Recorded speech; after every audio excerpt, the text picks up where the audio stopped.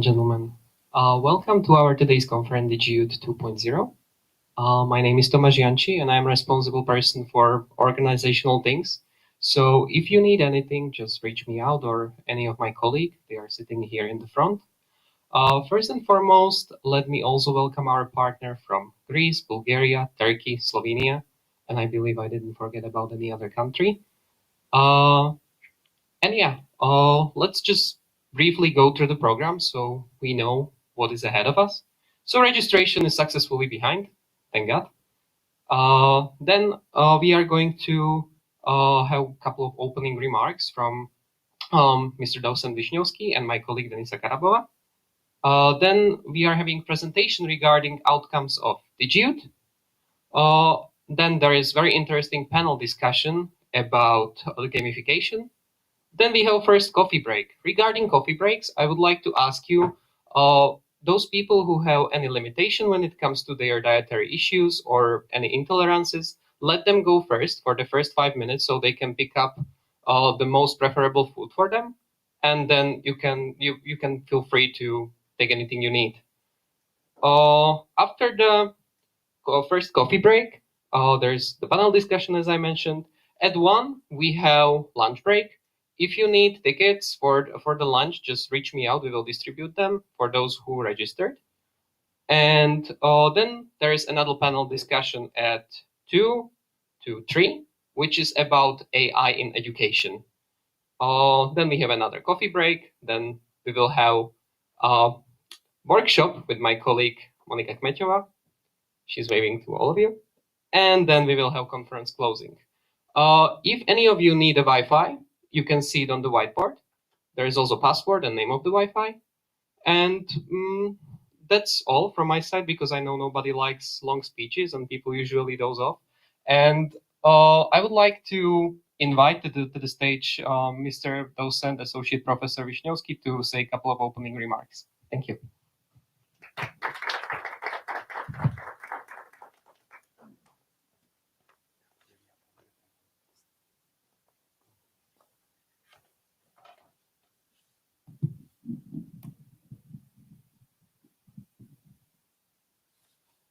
Good morning, everybody. Dear ladies and gentlemen, dear colleagues, dear students, dear guests. Allow me to welcome you at the international conference DiGi, which is taking place at the Faculty of Mass Media Communication, University of St. Cyril and Methodius in Trnava. This faculty, dedicated to the study of media and communication, is an appropriate venue for discussing the digital transformation of education. Digitalization has become important in all areas of life and fundamentally transforms the education. It's therefore extremely important that we explore the potential challenges and opportunities. This conference offers a unique space for sharing knowledge, experiences, and innovative approaches in education supported by modern technologies. Our goal is not only to state how the things are, but primarily to inspire, ask critical questions, and seek innovative solutions. Each of you, whether are you a student, a lecturer, a PhD student, or just a guest, can contribute your unique perspective and experiences to this important discussion. I wish you all inspiring discussion, stimulating conversation, and discovery of new horizons in digital education. Thank you very much.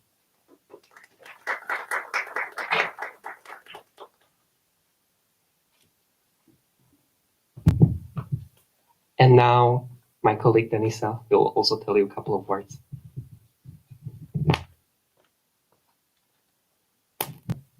Okay, is it working? Yeah? Can you hear me? Or okay. Okay, perfect. So good morning, everyone. It's my great pleasure to welcome you here today at the premises of Faculty of Mass Media, University of St. Cyril and Methodius, based here in Trnava.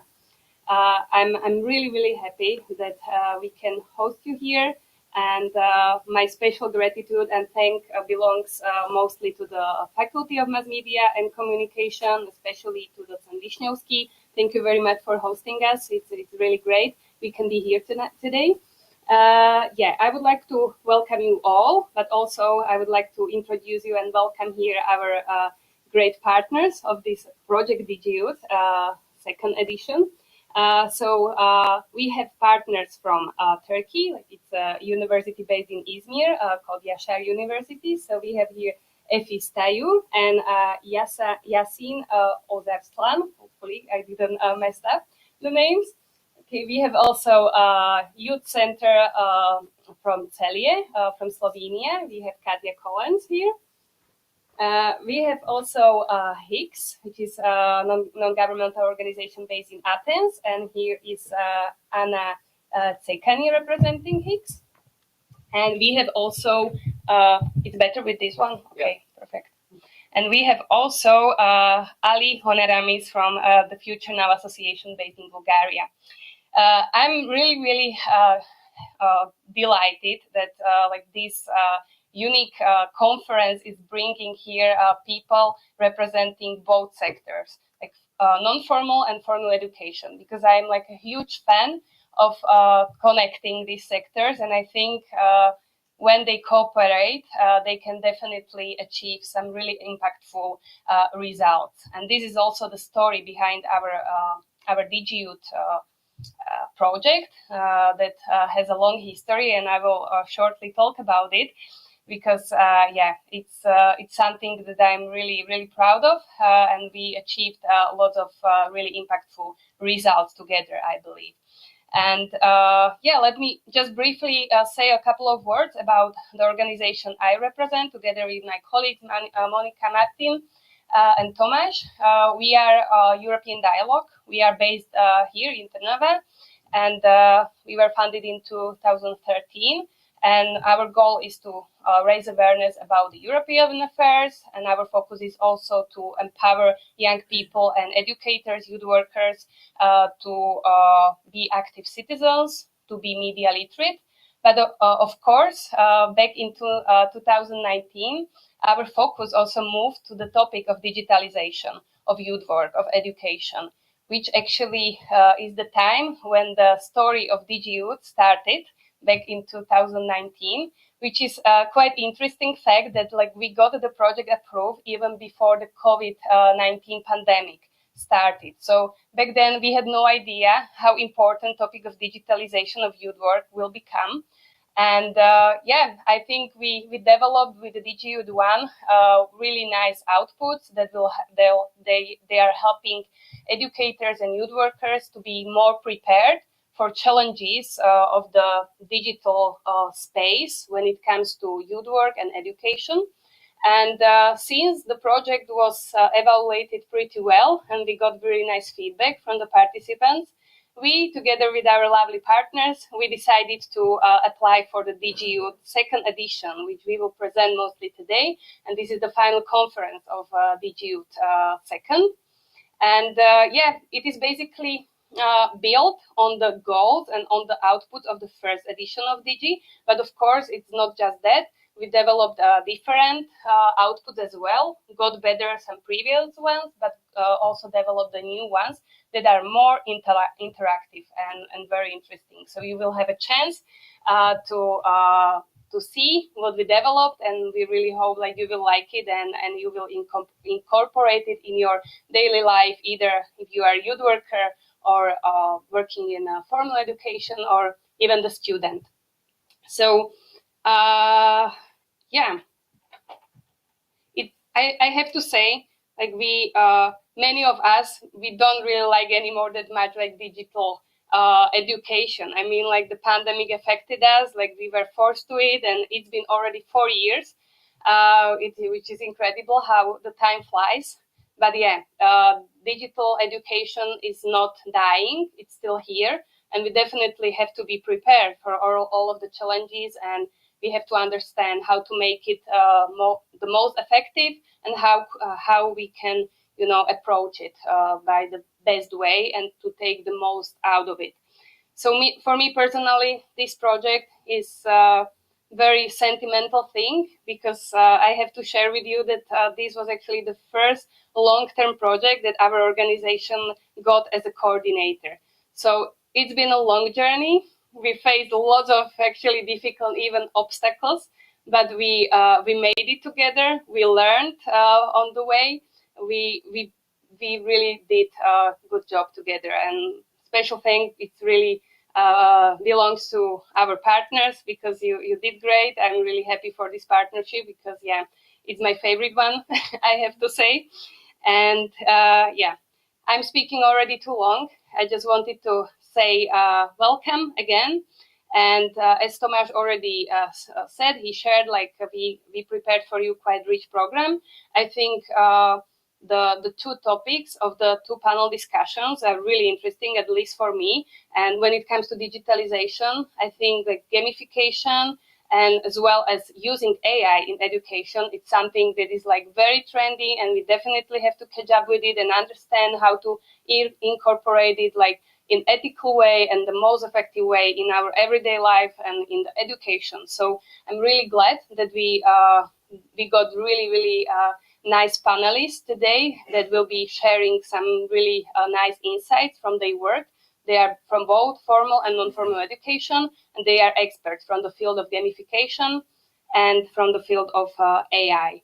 So enjoy this conference. I really hope it will be nice for you. You will get some new knowledge, some interesting maybe contact, because like lots of interesting guests we have here. Maybe not everyone is still here, but they will be coming during the day. So maybe use the coffee breaks or lunch break for networking. It's gonna be nice for that.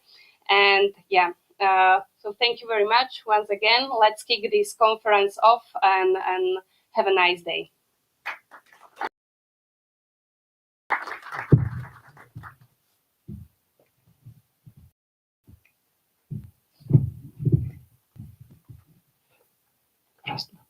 Okay, just a couple of organizational things. Also, if any of you needs to go to toilet, it is at the back of the corridor. And we are also live on stream. It is DiGi. You can find it on YouTube. You can find it on all social platforms like Facebook or Instagram. So if anyone needs it for any other purpose, or if anyone wants to share it, feel free. And now we would move to the other part, which is presentation of DiGi outcome.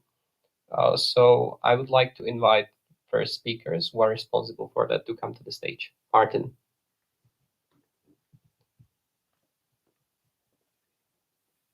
Mm-hmm.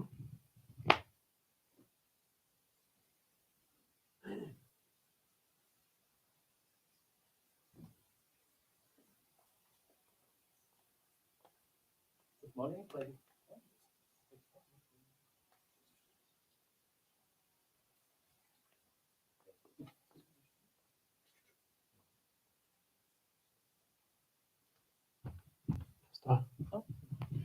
Good morning, ladies and gentlemen. You see that I already came here for a few seconds and I broke the microphone almost. So good morning, everybody. I'm very happy to welcome you here. My name is Martin Maška. I'm from the European Dialogue, as Denisa also mentioned. And I'm really happy that you came in this time and in these numbers. So now it's my task to present you the main outcomes of the project. Here you see the logos of the partners, which Dennis already introduced, so I don't need to maybe talk that much about that. We have basically a combination of different profiles. There is the university from Izmir, Yashar. There's a youth center, which is linked with the local municipality, so the one which has really big local impact. And then we have two NGOs, one Higgs, basically three NGOs, Higgs, TFN, and European Dialogue, which are also working at both local and international level. But we are not linked with the municipality, so that's the difference with the CELIA. Here you can see the picture, which is from the kicking off the project. It's in Trnava, maybe you can recognize it. It's here on the Christmas markets. Because actually the project was kicked off also during the Advent time. It was in 2022, I think. Yeah, 22 in December, so roughly around this time. And now we are here in Trnava again to conclude the project with this conference and with the final meeting, which we have tomorrow. What are the goals of the project? Dennis already mentioned it. So maybe what I would add is that we are basically focusing not only on digital youth work, but on the process of digital youth work. Let's say digitalization. Someone is calling something here, I think, but maybe it's not so disturbing anyway. So we see it as not something static, which what we have now, but we see it as a process, as continuous development of adjusting, let's say, traditional or analog activities to digital times. Why I'm saying analog and not online? Because of course, digitalization is not only about online activities, but it's also about how to use digital tools and also kind of methods in traditional activities offline. Plus, we have also hybrid events, which not so many people like anymore, but still they are there as well in the field. So digitalization, opportunities, challenges, how to be ready for them, how to use the opportunities, and how to overcome the obstacles. Also, one important notion which we have in the project is that it's not only important to focus on digitalization and how to empower people to use digital technologies, but also how to overcome some barriers which are linked with the access to digital technologies. Because especially in rural areas or in some disadvantaged communities, people don't have, for example, access to the internet or not having good access to the internet. They also cannot afford the technologies. So the project is also about empowering them how to overcome these obstacles and encourage public authorities to support digitalization. So basically the main target groups are then young people, youth workers, mainly the youth workers, because the materials which we have are primarily for them. But then ultimately the young people are the final beneficiaries, so they can use directly the outcomes as well. Then, of course, the teachers and formal education and also peer teachers, so let's say in the peer-to-peer education. So it can be basically anyone eventually. And yeah, representatives of youth organizations, those who are working with young people and can give them the tools directly and can be empowered to use digital technologies. Basically, as Danisha mentioned, this project is the follow-up of the previous one. And in the previous one, we had also quite a few outcomes. So one of them was the website. Then we had two manuals, one which was about the digital youth work in general, and the second one which was about media in digital youth work, because that's also a very important part of the digitalization, like media literacy, how to verify information, how to communicate also, and how to use the media for education. So that was the second manual. Then we had the online game, and there was also the map of good practices. Then what we did in this project was that we wanted to move these outcomes a bit further and build on them. So everything what you will see in this project is based on what we had in the previous one. The online hub, which is enhanced, then the media library, which is based on the manuals, the game, which has also new features, and then also the interactive videos and more features on the platform itself. But then also my colleagues will talk about it. And now just about the platform itself. Everyone can make their profiles there, get registered, and then communicate on the networking platform where you would have your account with the data which you want to share. It's up to you what you share. You even don't need to, share the picture there. You can use some avatar. But then it's very good for the networking with other youth workers. There is also many sources of inspiration. So we have this map where we have examples of good practice. We will talk about it also a bit later because we had competition linked with this platform.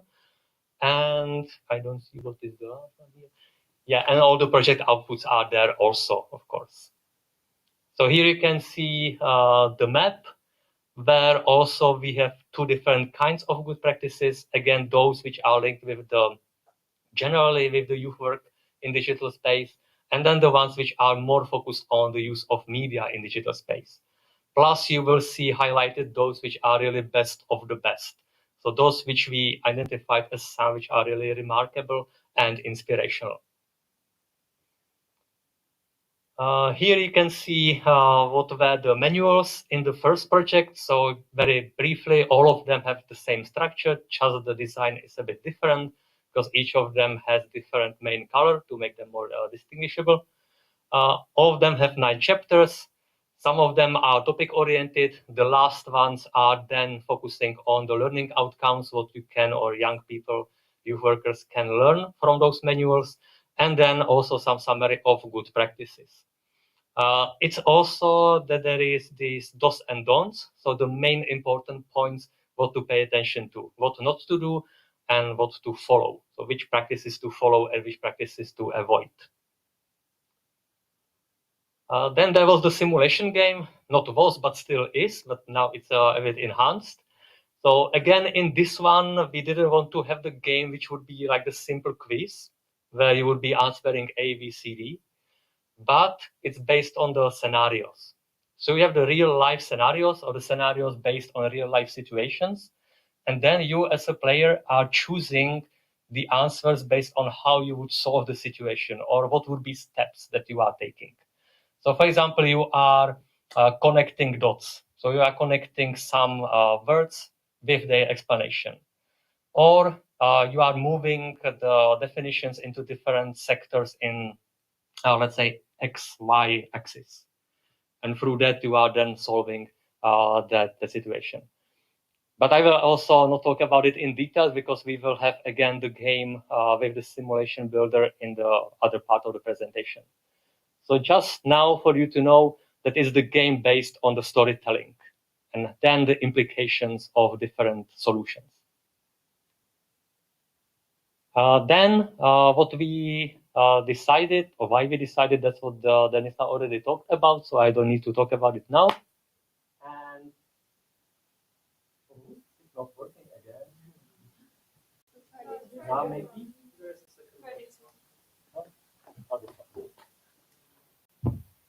Yeah, this one should be cool. This one is working perfectly. So now about the DiGi 2 outcomes. As I mentioned, they were supposed to be more digital, more interactive, and now there will be different partners talking about each of them separately.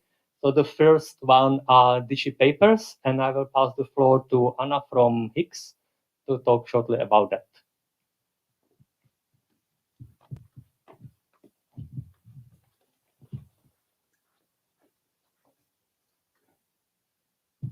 Okay, thank you all. It is really nice to be here after so many years of this project. I would like to thank you, both ED, but the rest of the partners for this great project.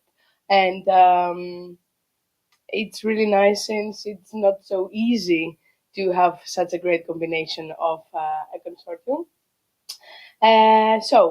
The DiGi Youth Papers was the first project result that was created for the project for DiGi Youth 2.0, and we have basically 5 documents. We have the background document, we have the framework curriculum that background document was based on the framework curriculum.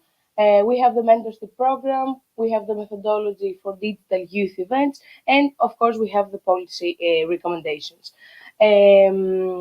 So, the framework curriculum was actually a document that that aims and that can help youth workers and youth and organization to develop and realize high quality events and to support digital youth work activities. It has several thematic areas that you can see here: topics, a test format, tools, methods, and of course, anyone can combine all these categories, and you can help you create your own framework curriculum, and that is something that can be saved at your needs.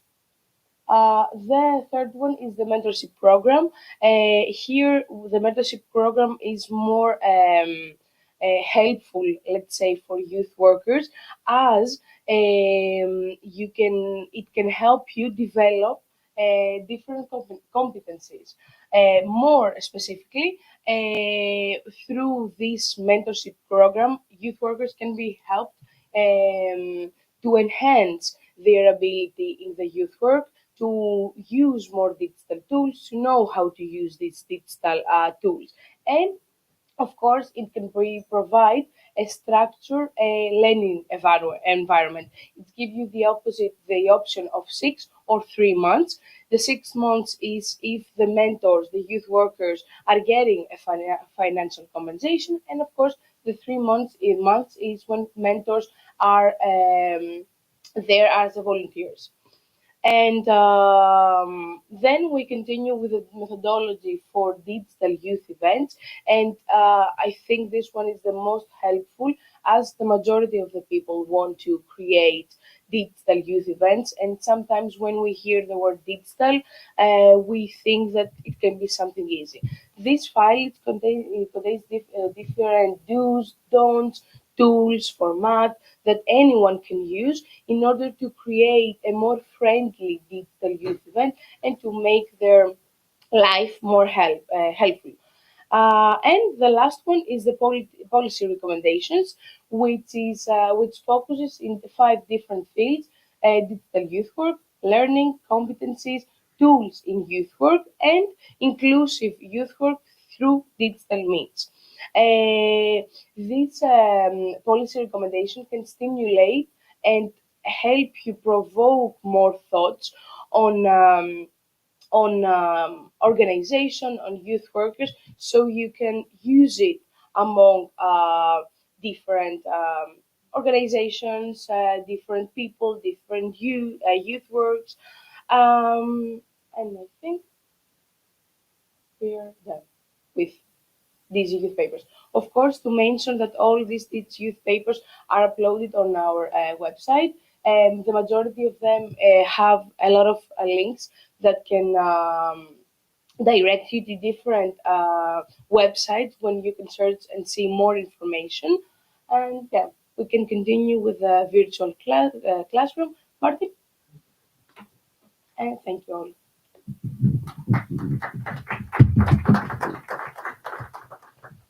Okay, thank you, Anna, for a great presentation. One could say that these papers are basically the least interactive materials which we have, because it's just the documents, but still they are very important for those who would like to then implement digital youth work. And they are including a lot of clickable links. So they are interactive as well, eventually. And now about the digital classroom, or basically about the platform which we have in the project. So what we took from the previous one, and it's still working, are those options for you to log in through very simple form where we are just asking for basic information like name, surname, email address, and then you can add some additional data and create your profile there. And then how you can then connect with others. Either you can contact them directly through the emails, or you can discuss topics on the forum, which we have. So there on the first picture, you can see how the overview of the fora looks with very basic information about the topic. You can also choose some graphic to be displayed there. And then when you click on it and you are creating your posts, then you can also attach some media materials like videos or pictures, as you can see here, and add some information. And then it's basically like any other forum where people can comment, like, and have a fruitful discussion hopefully without some hate speech and some negative style of communication, because the discussions are also moderated. So if someone would be using this kind of negative style, then those posts would be deleted. And then what we added in the new project is the virtual classroom. Because in the previous one, there was just, let's say, opportunity for people to communicate, mainly in written form. But then we wanted to also give them some opportunity to create the events. So now there's also this opportunity because it's integrating Zoom or Google Meets modules. And you can create your own event, schedule it, and publish it on the website of DiGi. It will be public, so everyone can see that that event is happening. But then in order to join, then the person needs to be registered on the platform. so that we also have some incentive for people to get registered. Because if there was no added value or no added features, then why would you register on the platform, right? So therefore, if you want to join the event, you need to register on the platform as well. Then also additional feature which we have on the platform itself, and this one is based more on the manuals, which I mentioned before, is the media library. So again, we were thinking about now we have the manual where we have a lot of interesting topics, but then it's just text with pictures and some links. So what we can do as a next step would be the creation of media materials about that. And that's what we did. We have the videos, we have audios, mainly podcasts, but then there's also some other, which I will talk about, and the online quizzes and multimedia presentations.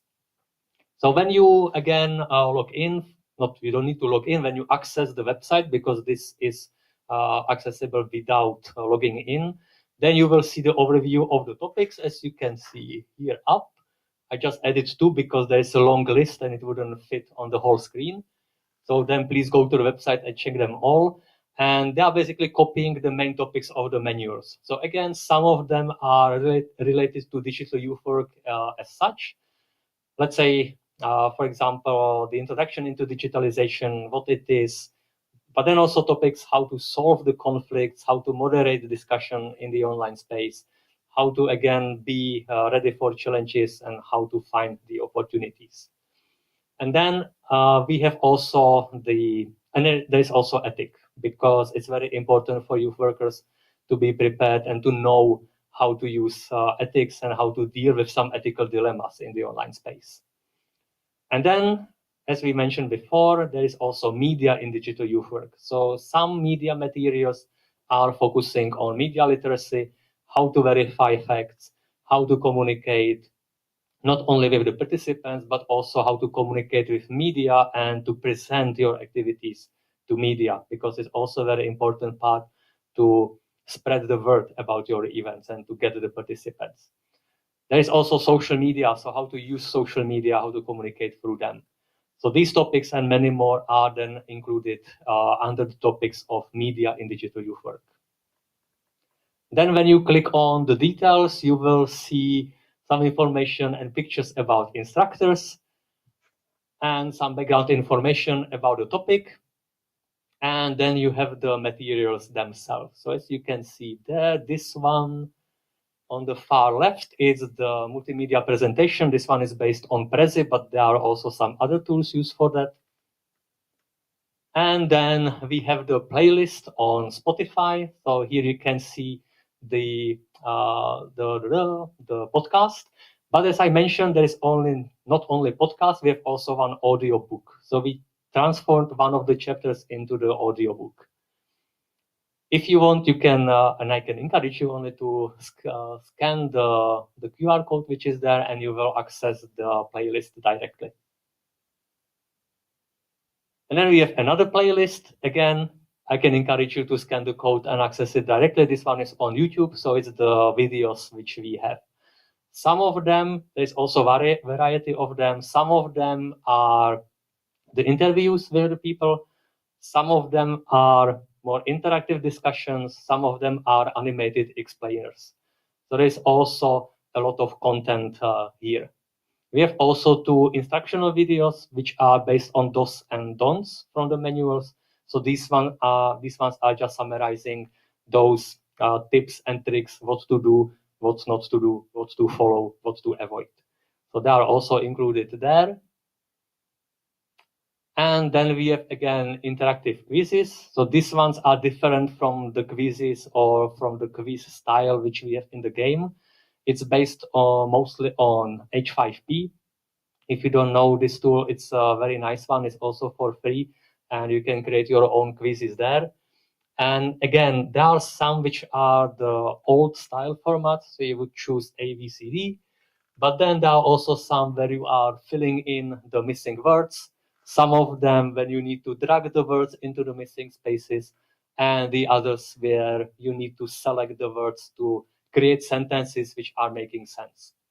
And then you click on verify or check, and you will see what are the results.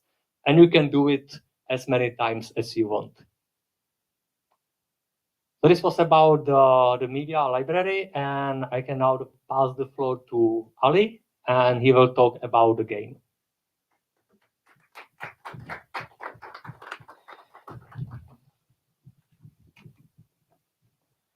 Okay, is this working? Okay. Working too well. Hi, everyone. I'm Ali.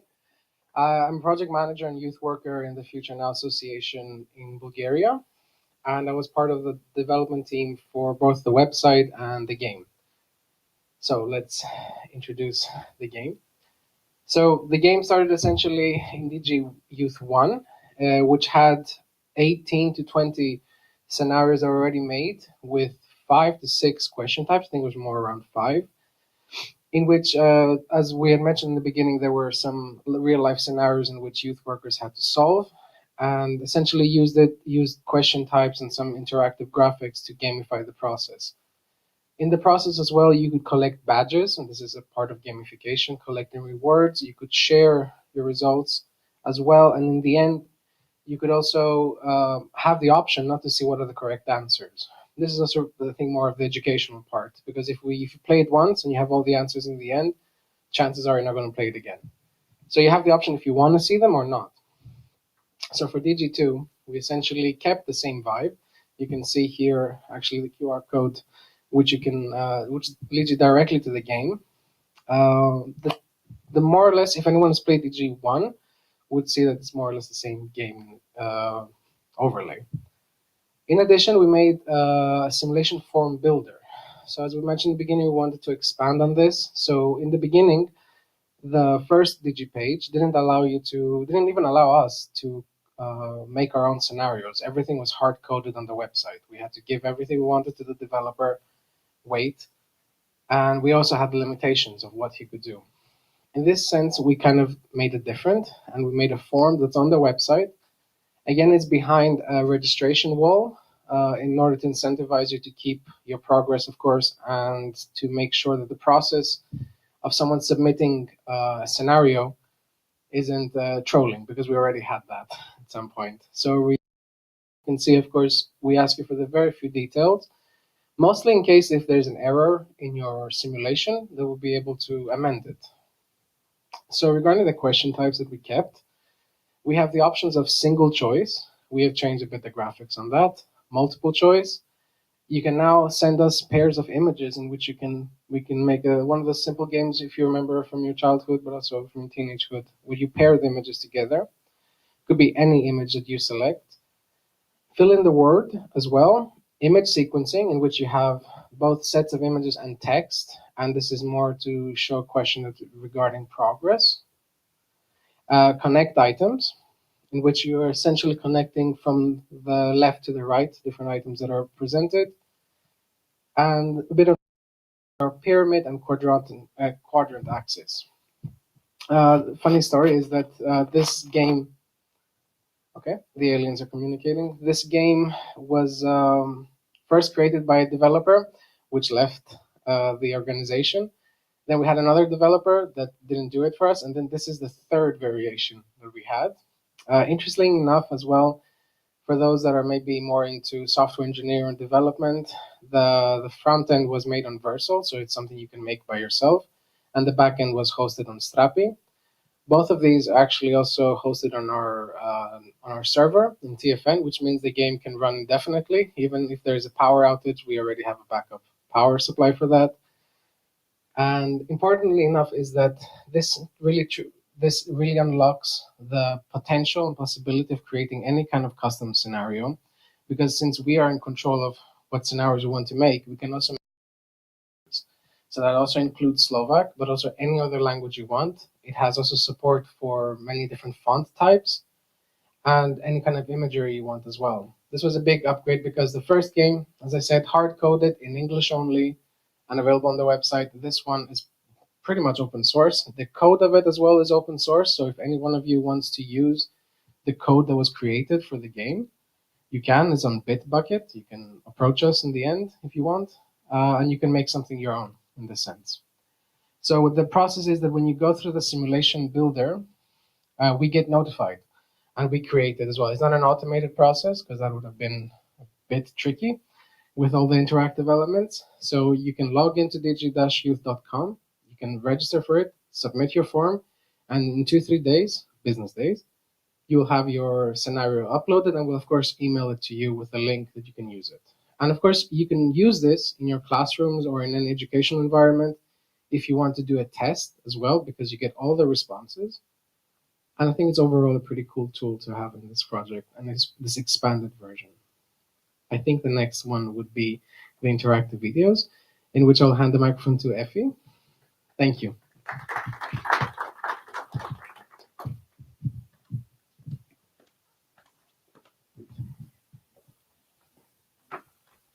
Thank you, Ali. Thank you, everyone. And let me thank all of you for hosting us in Trnava, and especially Denise and Martin and Monica and Tomasz from European Dialogue. We first came with Yasin in Trnava at the beginning of DiGi Youth 1, and I have to say that we fell in love with your city. And every time that we visit, it's even more beautiful. I don't know what you guys are doing here, but whatever you're doing, it works. I mean, it's very, very impressive visiting Trnava, even in a cold weather like this, not only in spring. I am Mephistayu. I am from Yashar University in Izmir, Turkey, as Denise said earlier. And we were the partner responsible for the interactive videos. We, as a university, have opened a distance learning center.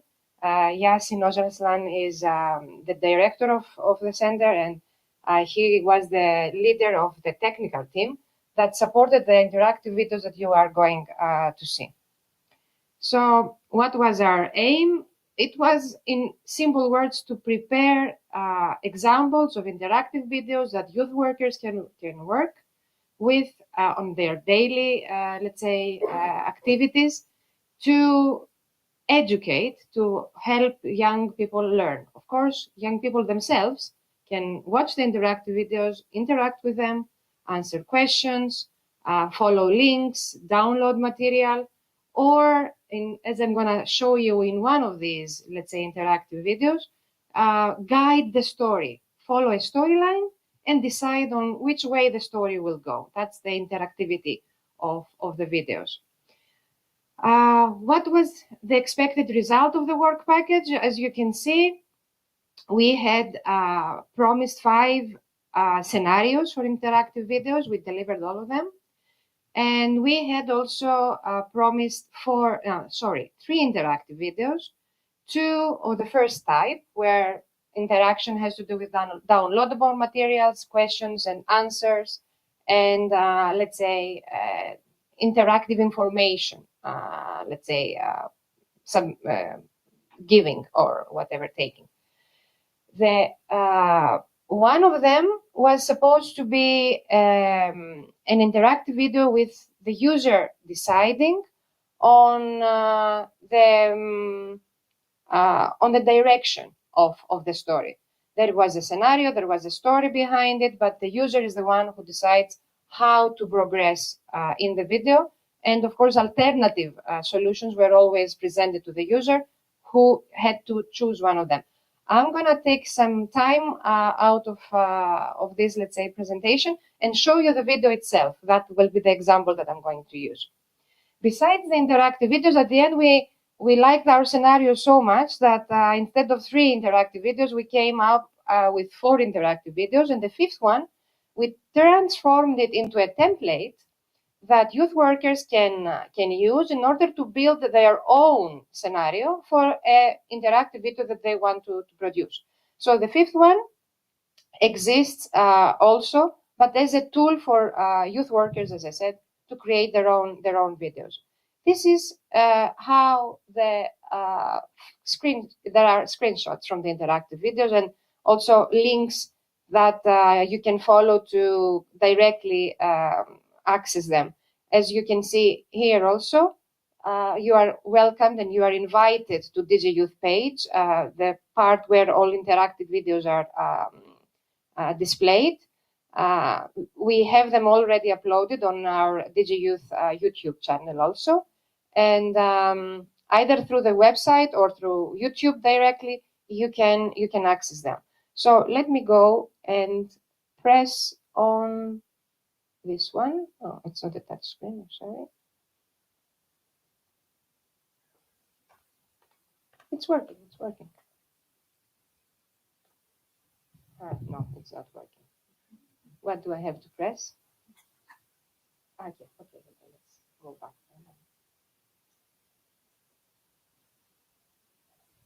But it's not presenting. Will it?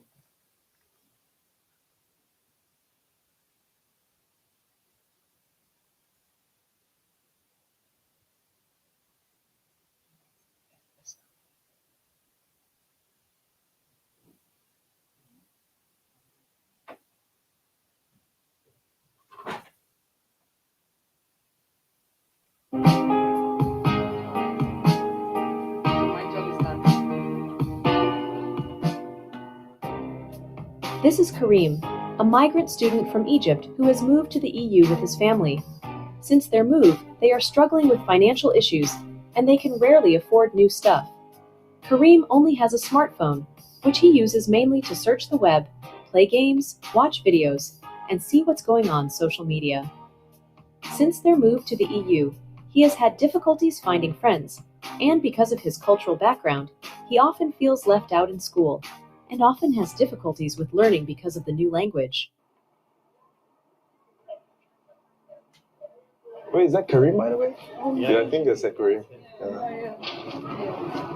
Hey, Kareem. Oh, hi guys. Hey, What's up? I'm good. Do you want to come catch lunch with us? We're going to the very good place across the street. I brought my own lunch. I'm sorry, guys. Oh, okay, that's fine, I guess. I mean, like, he's so strange, bro. Probably doesn't even understand what I'm saying. Karim wishes to develop his digital skills as he seeks new job opportunities, so he can take some of the financial issues from his parents. Learn digital skills for free? Having some digital skills is always good. Maybe this is my chance. Playing as Karim, you will make specific decisions throughout the story. If you will struggle to find the most appropriate choice, don't worry. Karim's inner voice will help you throughout the story. Okay, Karim. Now you arrive at the youth center, where the digital skills workshop is taking place. You might feel a little uncomfortable and alone, but you shouldn't give up just yet. Amazing, Karim. It's a good decision to give it a try. Let's find the contact person first. A. Approach the contact person, introducing yourself and expressing interest. B. Find a person who is in charge of the workshop and ask for more information first. C. Go check it out and then decide. So by selecting an option, you continue the story. Excuse me? Hi. Different Hi, options, I'm different- Kareem. different Is this where the digital stories. skills workshop is happening?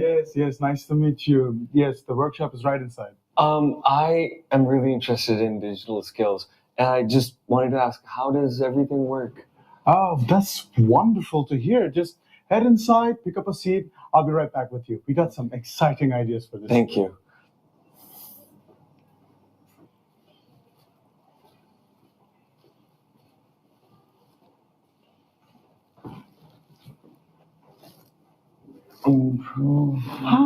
Hi, Karim. How are you doing? Nice to see you. So we have classes here in this room, and we have 3 different levels for the classes, which start tomorrow, by the way. We have beginner level, we have intermediate, and then we have the advanced level. So which one do you think might be more suitable for you? A. You would like a comfortable and easy experience, so you decide for the beginner level. B. Despite feeling uncertain about your current skills, you decide for the intermediate level. C. As you feel the pressure to prove yourself, you decide for the advanced level. So let me select. I'm a little bit unsure about my skills, so maybe I'll go with the intermediate level. Maybe challenge myself a little bit. That's actually a really great choice. It's quite the balance between the challenging and comfort. So Best of luck. Choosing the intermediate level is a great decision, Karim. It shows you're willing to challenge yourself without diving into something too overwhelming. Remember, progress often happens just outside your comfort zone. Well done. Hello, everyone. My name is Daniel. I'll be your instructor. So I don't want to take all of our time. I know that already I exceeded, but you're really invited to join the platform and create an account.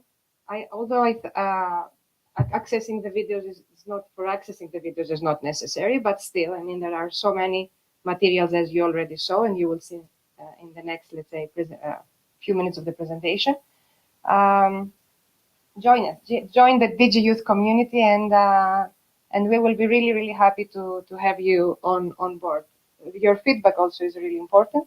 So please, if something you believe that we can improve, just contact us via the website, and we will continuously improve not only the scenarios and the videos, but all the results of the project. Thank you. Thank you so much.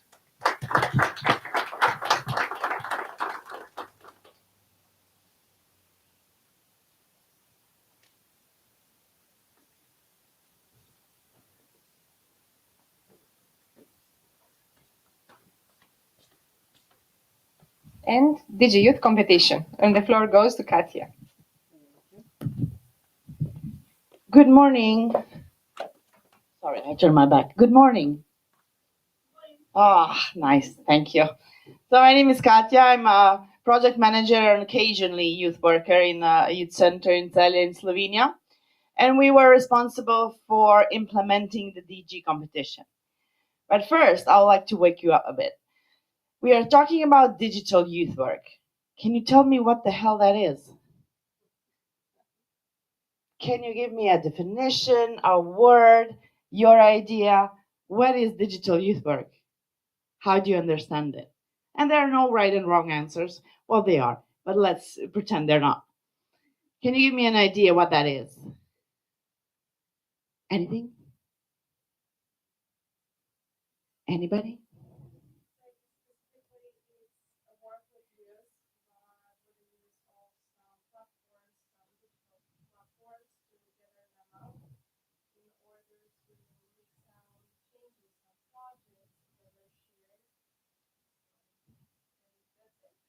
Yeah, that's good. So use of digital tools is one of them. Can something else be digital youth work as well? So she was saying platforms, technology. I'll just say it. So it's the use and or addressing digital competences. So imagine a computer. So hardware would be tools, like using the videos, using Canva, using, I don't know, H5P, etc. What would be the software? You knowing how to use that. So the competences, that would be the software. And also addressing digital content would be it. So it's both tools and the content itself. So that is digital youth work. And using it in activities with youngsters to improve their skills. That was just something. Thank you for contributing to the content. So digital DiGi Youth competition was issued on mid-July, and the end date was end of September. Anybody who had good practices meaning either policies, recommendations, tools, events that were made on two specific topics, which is digital youth work or media in the youth work, could apply. We got some interesting submissions, and of all of the submissions, 22 submissions came in. All of those that submitted are part of the database, right? Seeing in red, those are the collected good practices that came in from the DiGi competition and are now on the database website. Why you can use them? Sometimes you need inspiration. Sometimes you don't know how to do an event. Sometimes you need to write your papers for the university on something specific, just go and browse it, because there's something you can use as well in your papers and use in your college degree as well. What is the good part of the database? You can filter it depending what you're searching for. Are you looking for an event? You can filter it. Are you looking for topics, specific topics? You can filter. You can also filter by tools, etc. So it makes it really easy for a user. So these are the 22 submitted good practices came in from the competition. As I said, variety. Basically, anybody that is within the Erasmus program country could submit. So we had a lot of geographical coverage within the EU. And also on the right, you have different topics that were addressed, like media literacy, non-formal education, digital marketing, etc.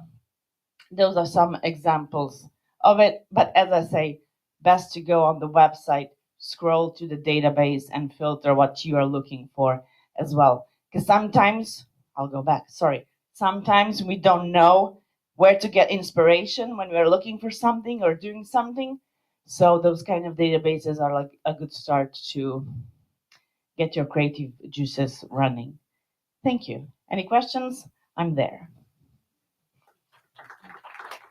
Who's next? I don't know who's next. Thank you, Katja. It's me again for the last time, luckily. And now I was asked to present you the winner of this competition because they unfortunately cannot come here. And it's the podcast from one elementary school in Bratislava. And it's very good example of how to use digital technologies in learning and how to empower young people to use the digital technologies. I believe that many of you, maybe most of you, all of you are listening to podcasts. Are you? Yeah. So now they were discussing, or they decided in this elementary school to actually empower students to not only listen to podcasts and understand what is actually talked about in the podcasts, but to create them themselves. So to immerse young people into the hands-on learning, to not only learn about it theoretically, not only have some workshop where they would do some editing or some recording, but really produce the podcast episodes themselves. Here you can see the aim of the project, but then also the objectives, which are also to give young people access to the tools and empower them to use those tools, but also to teach them or show them how to actually work in the team, because podcasting is not just about you doing something, but you need to collaborate with other people, because someone is better in editing, someone is better in recording, someone is better in formulating the questions, someone is better in moderating. So it's a lot about teamwork as well. And then also to allow young people to decipher what are good sources of information. So to learn also something in the field of media and information literacy, which is very important skill today, or very important set of competencies today. Yes, now you can see why we actually decided to choose this project. As Katja shown you, there were a lot of applications for which we are very happy. But then it was also quite difficult to find out or to decide who is the best one. And here you can see the justification why this one. So the main reason was that it's really student or young people oriented and centered. It's not just teachers telling them what they should do, but it's then this hands-on learning when they are deciding what they will do. And they will also evaluate what they did. So very student-oriented approach, very practical one. And as we say here, it's also benchmark in media literacy education. That's what I said before, that they are evaluating information, they are deciding what to use, what not to use as well in practice. And we believe that this should be example to be followed in some other media literacy activities as well. Not to telling people what are fake news or false news, what is misinformation, how to verify information, but then how to produce the content, the quality content themselves. So that's the reason why we decided that this project should be the best practice. And And here you can see the podcast itself on the Spotify platform. So again, you can find it on Spotify and you can listen to it. And again, I can encourage you to listen to it and to follow it continuously. And I think it should be it. And yeah, okay. So yeah. I didn't know whether I should say it or Tomáš maybe, so I will say it then. Please follow us as well. Here you can see the links to our social media and the website. So digi-youth.com, and then we are on Facebook, on Instagram. So please follow us for the updates. And definitely, even though the project is going to be over, I believe that we will also publish some news on the social media and definitely on the website as well. And please use it, create your profiles there, discuss, and host your events on the platform. So thank you very much. And now, Tomáš, again. Thank you. I can just emphasize that please really follow us on the social media. I can say that this project is very interesting in terms of what it really includes. I really encourage you to try to create your own scenario or play one of those games. I thought I was good, but I scored miserably in all of them almost, so I believe you will be better. And when it comes to gamification, we have not only this project, but also there is space for presenting another project which is also strongly related to this topic. And I would like to invite to the stage Associate Professor Lucia Novakova from Department of Classical Archaeology, I believe, from University of Trnava. So please, stage is yours. Thank you.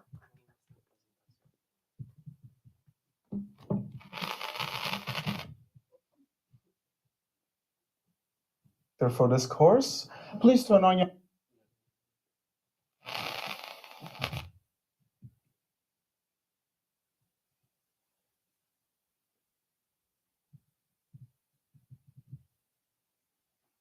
So thank you very much, dear colleagues, dear friends. It is with great pleasure I would like to thank organizers for the opportunity to present our project in this meeting.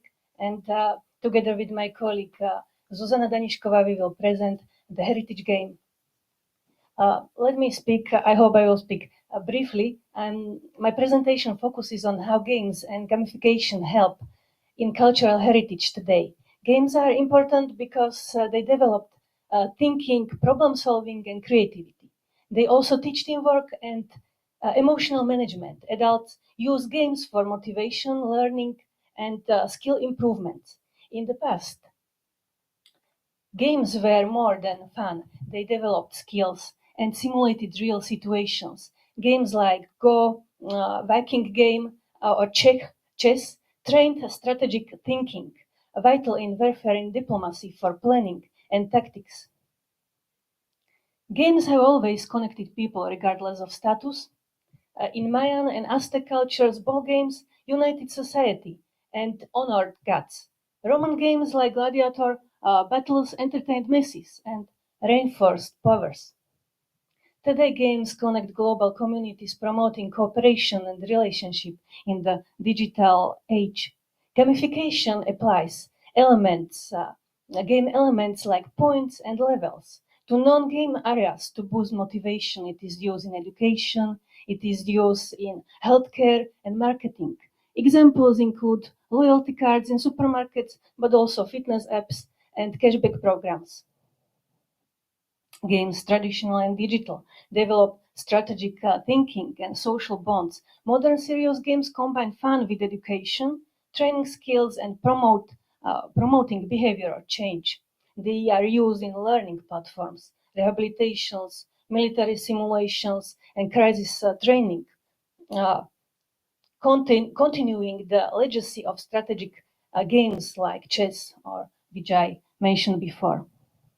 Modern technologies transform games into the tools for preserving heritage. AR and VR allow interactive exploration of historical sites. Games like Assassin's Creed inspired players to visit real locations and boosting the game tourism. Musea use AR and VR to reconstruct historic sites and artifacts, enhancing visitor experiences. Digital models make exhibits accessible for detailed exploration, while guide apps with 3D models and animations increase interactivity. Interactive tasks, quizzes, and geolocations in musea engage visitors and connect virtual and real worlds. This digital inclusivity makes exhibits accessible to all, and this appeals to Generation Z who prefer interactive learning and technology. Communities, experts, and the public collaborate in preserving heritage through crowdsourcing, contributing stories, maps, or, for example, the photographs identification. Projects like Europeana highlight the shared contributions to history. Digitalized collection democratize access to heritage involving the public in protection and interpretation. The Faro Convention from 2005 defines heritage as common good, encouraging cultural communities to sustain it through innovation and engagement. And this was also a reason why our university, Trnava University, together with other partners, joined and created the Heritage Game Project, which use gamification to help communities engage in protecting cultural heritage. The project found under the Erasmus Plus program runs from 2023 to 2026 and focuses on regions with low population density. The university worked with partners from 6 countries to create a scalable gamification model and a mobile application. The goal is to make it easier for communities to use gamification in their activities and increase their involvement in heritage protection. In the project, we analyze best practices, summarize this information, and use it to create a mobile application which is planned for the next year. This application will help communities apply gamification in their everyday routine and supporting their engagement in heritage protection. The project also includes interacting gamification into education, providing interactive learning methods for students and practical experience for academics. So thank you very much for your time, and I hope this project is interesting for you. And I would like to mention also that in January we are preparing the seminar, and of course all of you are invited to join us, and we can discuss gamification more and further. Thank you.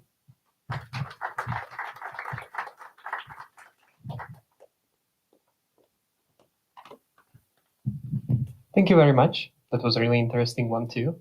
As you can see, all projects contain packages of things, and we are slowly reaching the finish of our, let's say, first part of the program. Now I encourage you to enjoy coffee break.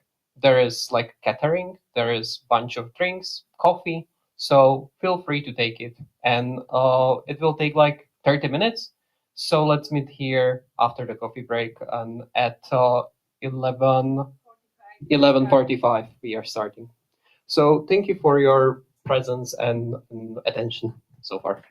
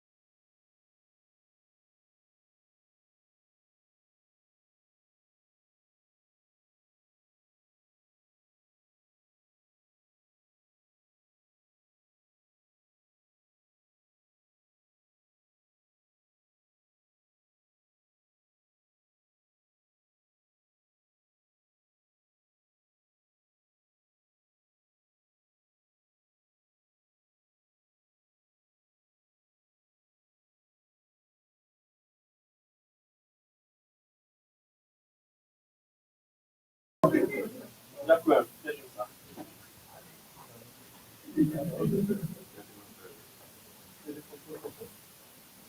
Nie. Prvý hlavu.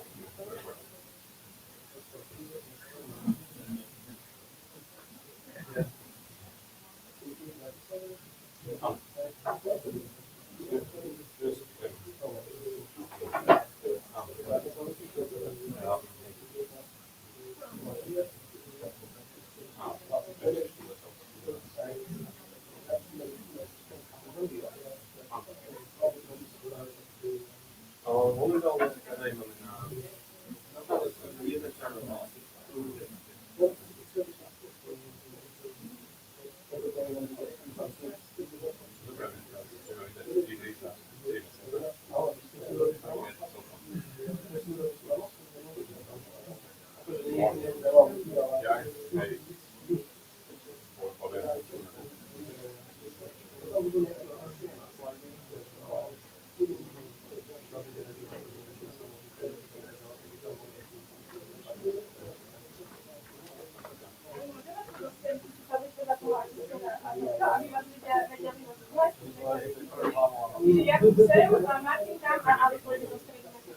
Ale in the middle.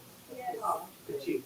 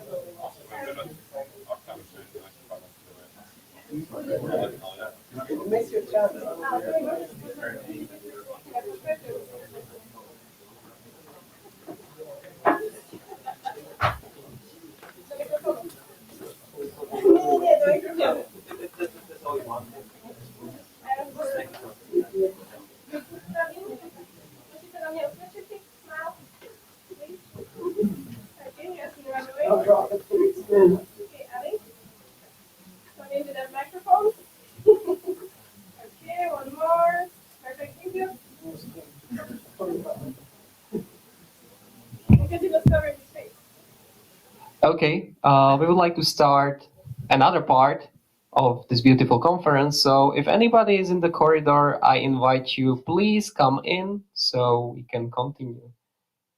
Okay, welcome. I hope you are all refreshed and full of energy, and eventually you have some questions ready for this interesting part, which is about gamification in learning process. Because before we start any discussion, I would like to introduce my honorable guest. I will go clockwise. On my left is Jakub Žalúdko from Impact Games.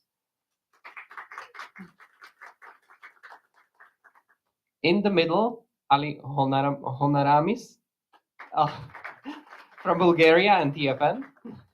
And on the very left is Martin Paucin from FMK UCM. He's a doctoral student there. So please, welcome. Okay, guys, how are you doing? I guess we can start like this clockwise. Doing good. I came here on time from Bratislava, so I feel successful. I'm doing pretty okay as well. Thank you. And I'm doing just fine as well. So no surprises. Great. Everybody's doing good. I hope we will keep this. I would start with a very casual questions. Are you guys gamers, or are you enthusiastic towards gaming? So I can start since I have the microphone. I wouldn't say I'm much of a gamer anymore, because my skill is not that high in games. But I'm enthusiast in many ways. Mainly, like I do commentary to Counter Strike occasionally, and also I casually play some mobile games as well. Or in the evening when I'm bored, I play some board games. But like I'm in Hearthstone, so like that's like my nighttime routine usually. And the enthusiastic part is more towards like my study at the university. I'm teaching subject electronic sports, so I'm like taking care of all our university representatives in the esports and stuff like this. Can you maybe elaborate what is topic of your dissertation? My dissertation is towards soft skills and impact of esports on like exploring your and expanding your soft skills. Good luck with that. Thank you very much. Well, I would say I'm a gamer and also a game collector because most of the time is I see games that I like that are on sale. I think I'll play them and I just buy them. So I have a nice library of Classic. games. Yeah. But recently I got into a game that kept me going for a couple of hours until like even last night. So yeah, I'm resuming. What is the game that you would recommend to anybody, everybody and anybody? Oh no, that's a difficult one. Thought you're gonna ask what did I play last night. Ooh.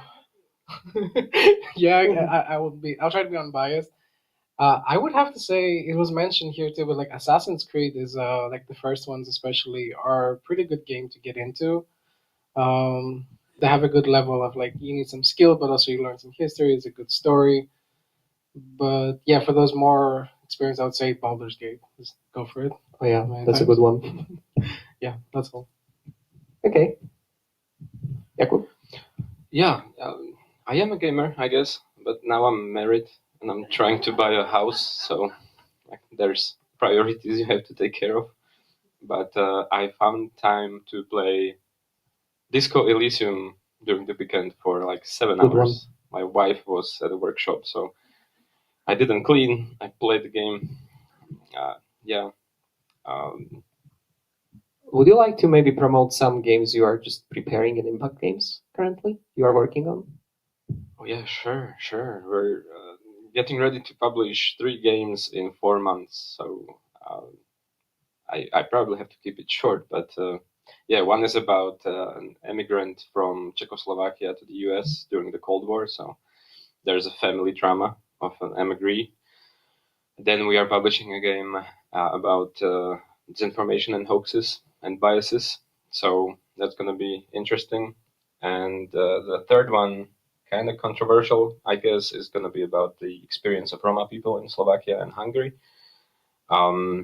So yeah, pretty loaded games. I think we're going to get some nice feedback on those. Will it be available on any like platform like Steam or something? Oh yeah, thank you.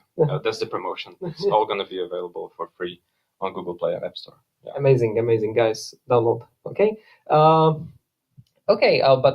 why we are here, we want to talk about gamification in education. So I would like to know your personal stance about gamification in education. How did you get involved in that? Whether you got involved in that, and what is your general opinion about it?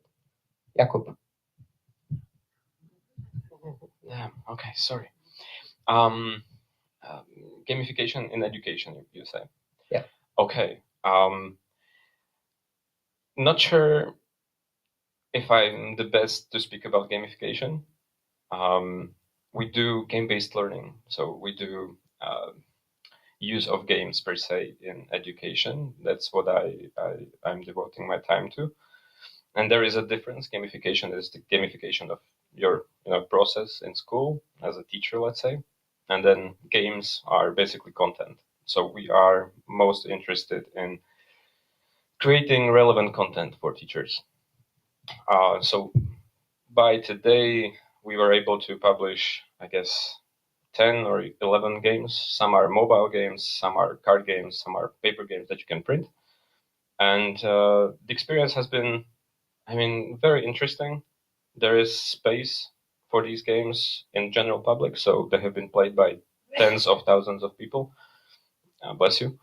And teachers in schools, it's not like every teacher in Slovakia and let's say Czech Republic is trying to get their hands on our games, but slowly we're getting a pretty nice mass of teachers who are continuously trying out the games and using them in classrooms.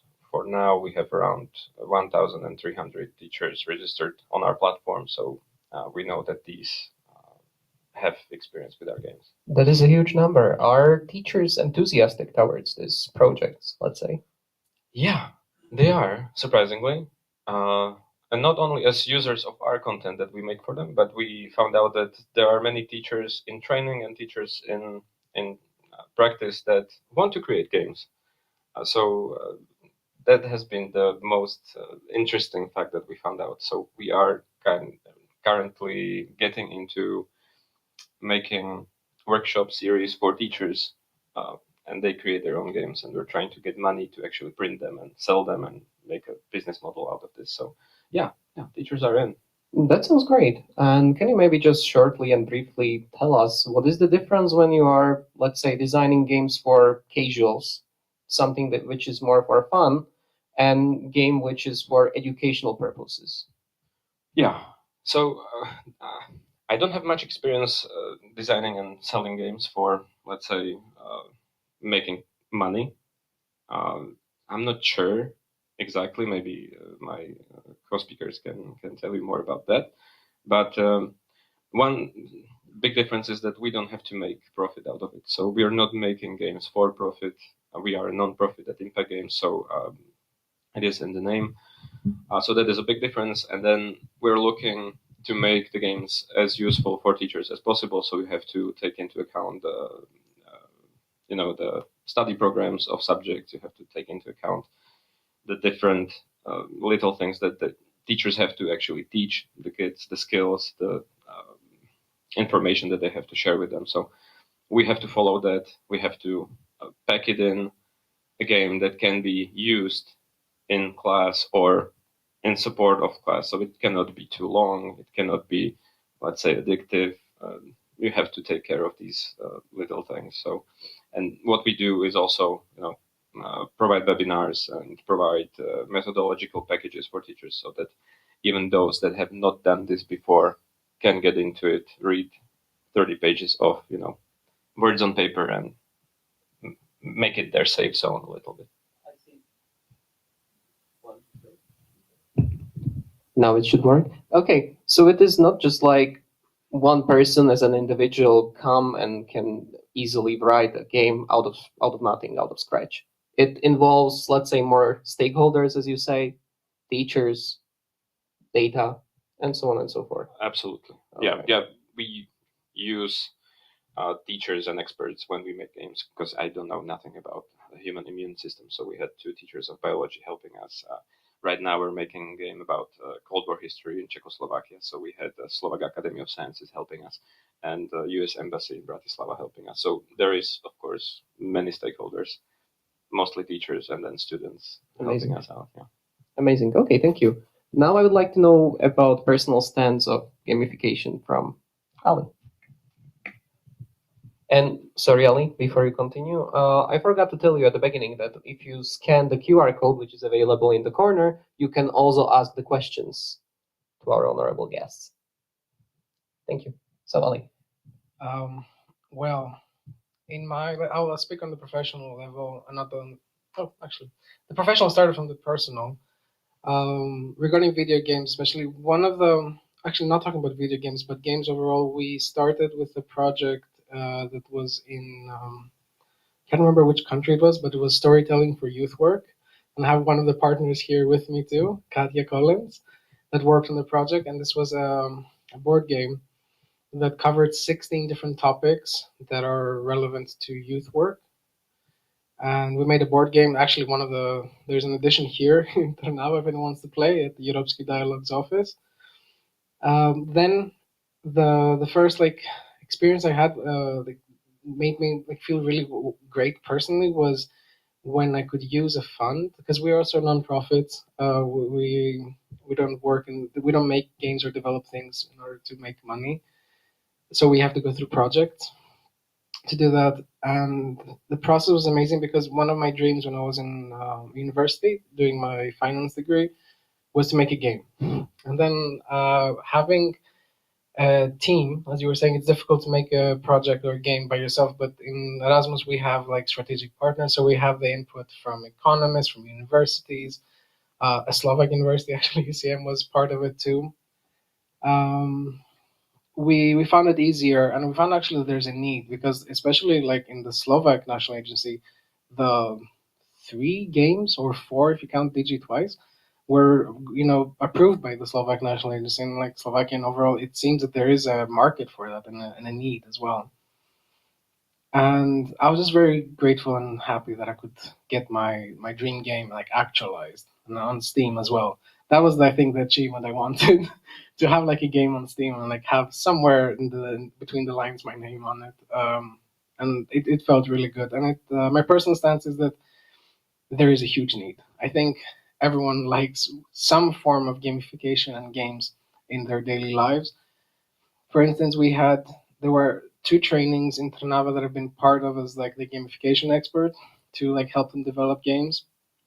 And I realized like people don't need a lot to understand how to make games, because once you tell them to have fun and you give them the basic things like repetition or achievements, rewards, and you just teach them a few things, they can become incredibly creative.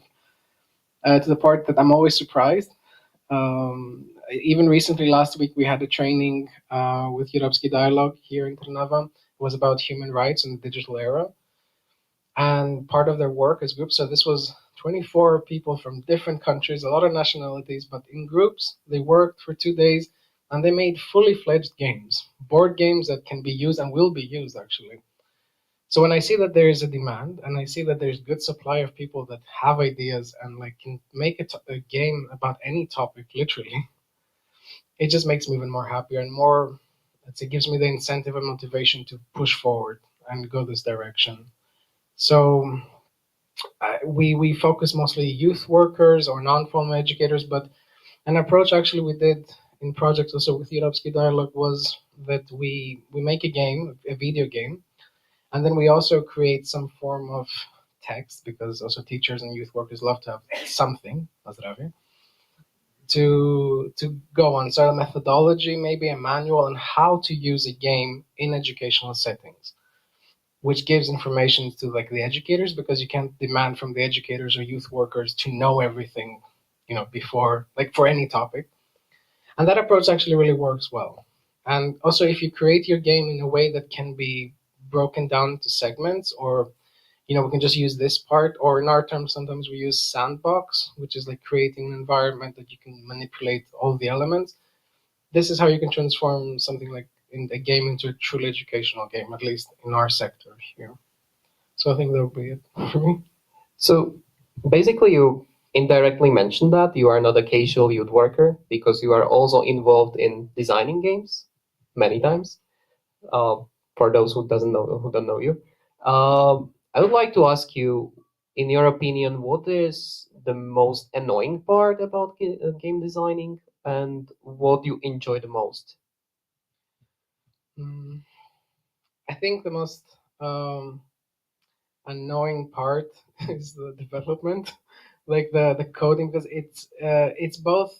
If you know a bit of it, you're able to imagine a lot of things and then ask. But like everything you imagine, we're all very optimistic, and we like to have this animation. When I do this, it's gonna do that, and then okay, someone has to code this in it. So I also like taking part in the development side, or at least understanding the game logic and how it works, and then fine tuning variables, especially if you're using a resource management game or something that has to do with like hidden values. Fine tuning and finding the perfect balance is very difficult, and games do that with patches, and like League of Legends like does that a lot. That you up or down, you nerf or buff some statistics. So that for me is the annoying part. It's nice, but like until you get to a good satisfactory point, it's annoying. And you said the fun part. The fun part is conceptualizing it.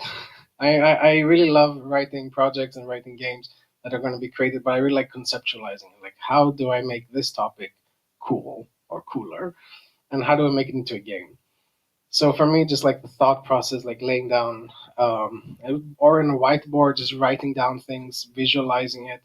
I have this like I think a pretty good imagination, sometimes a bit too much for me, but that part for me is the most intense and exciting. The thinking and imagining how it's going to look like. Nice. You already mentioned experience with Katya regarding the game, gaming. Do you? Is there any project other than that you are really proud of? Oh yeah, definitely.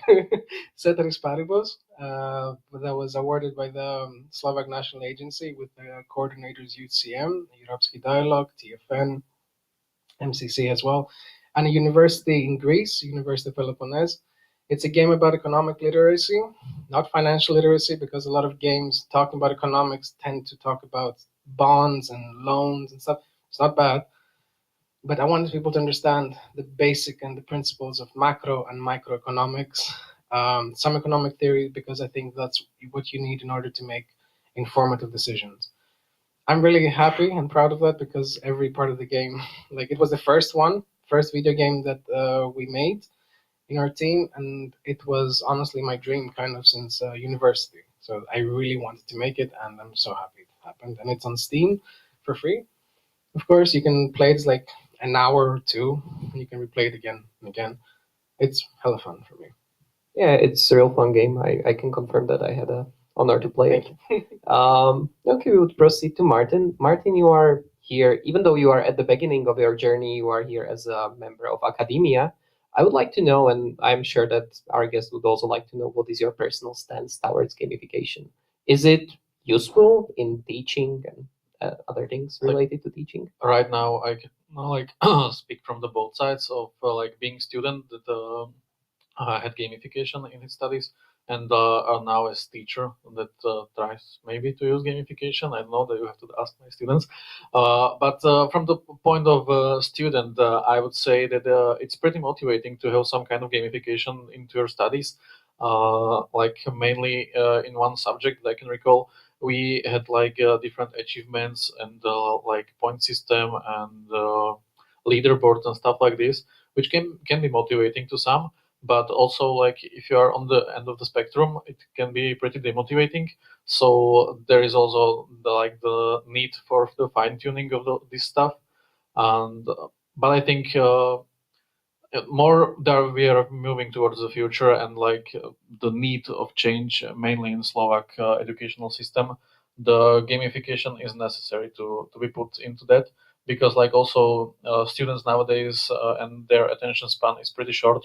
So adding some kind of gamification into their education could help improve them being focused, because now I need to focus on this, because if I do it, I get something else that it's not just the marks that they are focusing on, but there are also some kind of those achievements or something like that that they can look at and compare themselves.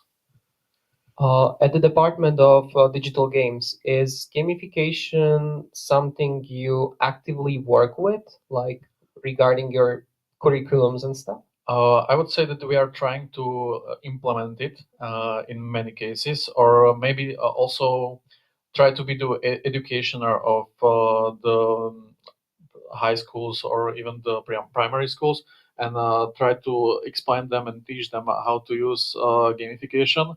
I also had the opportunity to have one subject with the AKUP last year, where we developed educational game, and I was playtesting it on some primary schools near my hometown, and it was really fun to see the children. They weren't even aware that they are teaching, the learning. Sorry. And the end result of them having fun and also learning something, I would say that it was pretty nice to see. But also on the other hand, it's not something that you can replay for every subject, because it's not applicable to every subject, and also it can get boring later on. So you just come to school and play, and you don't realize that you are learning. So there are also needs for other things to happen. And some things has had to be done like in old school analog way, I believe so, Yes, right? as well. Unfortunately. Okay, you can keep the mic. I would like to know, is there any gamification experience or a game that left lasting impression in you, and what was it? Like, I'm not sure. Maybe Minecraft, I would say, is the best example of a game that like leaves the best gamification on you, because like to this day, I would say almost everyone who played Minecraft can. I'm not sure if I get the right English word for putting na druhu. Multiplying by 2. So like 2, 4, 8, 16, 32, 64. Those are the numbers that you like have baked into your memory thanks to Minecraft. And I would say that like the incrementals come as well. So this game, and also all the options that you can do there, and have like visualize the stuff you do, and help you like how far the water will get, how big I need to build this so like it will reach, and stuff like that. I would say that that is, from my point of view, one of the better games, or not even the best, or maybe second. I can mention. I'm not sure if it's completely game, but some like charts based it into games, and I would say it's Duolingo. It's like not everybody may agree with me, but me personally, I have about 1,000 days on Duolingo right now, and I feel like the mechanics are right in there, and I also can see that they are improving them. Like the time I'm spent on that, they are improving on them. Sometimes it's also I see that they are pushing towards the paying model, but that's like understandable from their stance of point. But the ability to replay your words that you didn't learn, and those mistakes and stuff like that, and also the leaderboards that are there, I would say that it's pretty motivating to learn another language thanks to like something like this. It may not be Duolingo; it can be any other app that helps you learn language. But from my standpoint, those are the ones. That's pretty impressive streak, actually. How many days? 1,010, I would say now. And would you like to disclose what languages are you into? Ahora en español. Oh. Nice. Okay, I would like to have the same question for Ali. Could you repeat the question? Yeah, like what was the gamifying experience or a game that left lasting impression in you? It's interesting because we had an interview from Trnava TV, and I gave them those two options, Minecraft and Duolingo. No, but it's good. It's confirming essentially what we were saying, that yeah, Minecraft left a big impression. I'm trying to remember. Another one was Portal, old school Portal, the first version. It's on Steam, like for some like €2 or something. But it was a great game. It also gave interesting views on like physics to some degree, and like you have to essentially create a portal here. You go through it. You create another portal somewhere where you jump out, but you have to also calculate like how fast you go through the portal, because with some laws of physics you go faster on the other end. You had to work with items around you. It had a story. Even Minecraft has a story, or the good thing is that you kind of make your own story there as well. Like I remember just like getting into Minecraft and spending hours and days there creating like a house and then a roller coaster and then everything else. But I remember walking around through it, and this was like when Minecraft was with the original creator, right before it was bought out. Like that OG, the style of Minecraft, it didn't have a lot of the things that it has now. Now it has a lot of story modes, let's say, you can use, like private servers, so many things you can develop. But even in its bare form, in its like alpha testing form, it gave the opportunity, as you said, that it allowed you to do anything you want. You put your own story. So I had like a story of a castle that it was there, and in my mind I was going to my castle and doing my gardening, and you being able to visualize that, being able to play it on a really bad computer made it accessible to a lot of people. Could be on a flash drive, you could just give it around back then. It was one. I even uploaded screenshots on Facebook. back then. It was that important to me. And yeah, I think that was one great example of Duolingo. It's another. I always use Duolingo as the most commercial, popular option for gamification. Yeah, those two actually, yeah, the same, the same for me. Yeah, and if I'm not mistaken, Duolingo also added math as one of the options you can learn. Like it's Math. not, yeah, it's not only music. That's great. Yeah. It's a great experience. It's a great model as well. There is because I think you mentioned actually about addiction in games. I think in your first speech, like that's a difficult thing to combat, by the way, because I can see how it can get addictive at some point. But yeah, just I think that's one of the points of Duolingo. Maybe I'll take a point out of. For some people, it can be addictive. And others is just motivating. Like you know that you're continuously like someone telling you that you have 1,000+ days. That's something to look back into and like pushes you to do it more. So both those options are great. Yeah, I believe that somebody plays crosswords and somebody plays Duolingo, so that's up to the. I play Sudoku. Right. I'm a great Sudoku. Good, thank you. And I would like to have the same question for Jakub if he remembers what it was. Yeah, I do. I read it in your Good notes memory. that you sent us. Yeah, it's a difficult question. I have four, and I'll be short. I'm a political scientist by profession, let's say. So I came into gaming because I started thinking that games can help us change things. And so I have examples kind of going with that. And I also like stories. So as a political scientist who loves stories, I think Pokemon Go is an obvious choice. I haven't played it for more than 10 minutes, but it's fascinating that it's a game that took hundreds of thousands of people out into the real world. I mean, I was studying in Vienna with a young lady. She met her husband there playing Pokemon Go in Vienna. So that's great. That's interesting. And this mechanic could be used for, I'm not sure what, but maybe changing something. Modern dating? Yeah, even beyond dating, maybe. So that's interesting.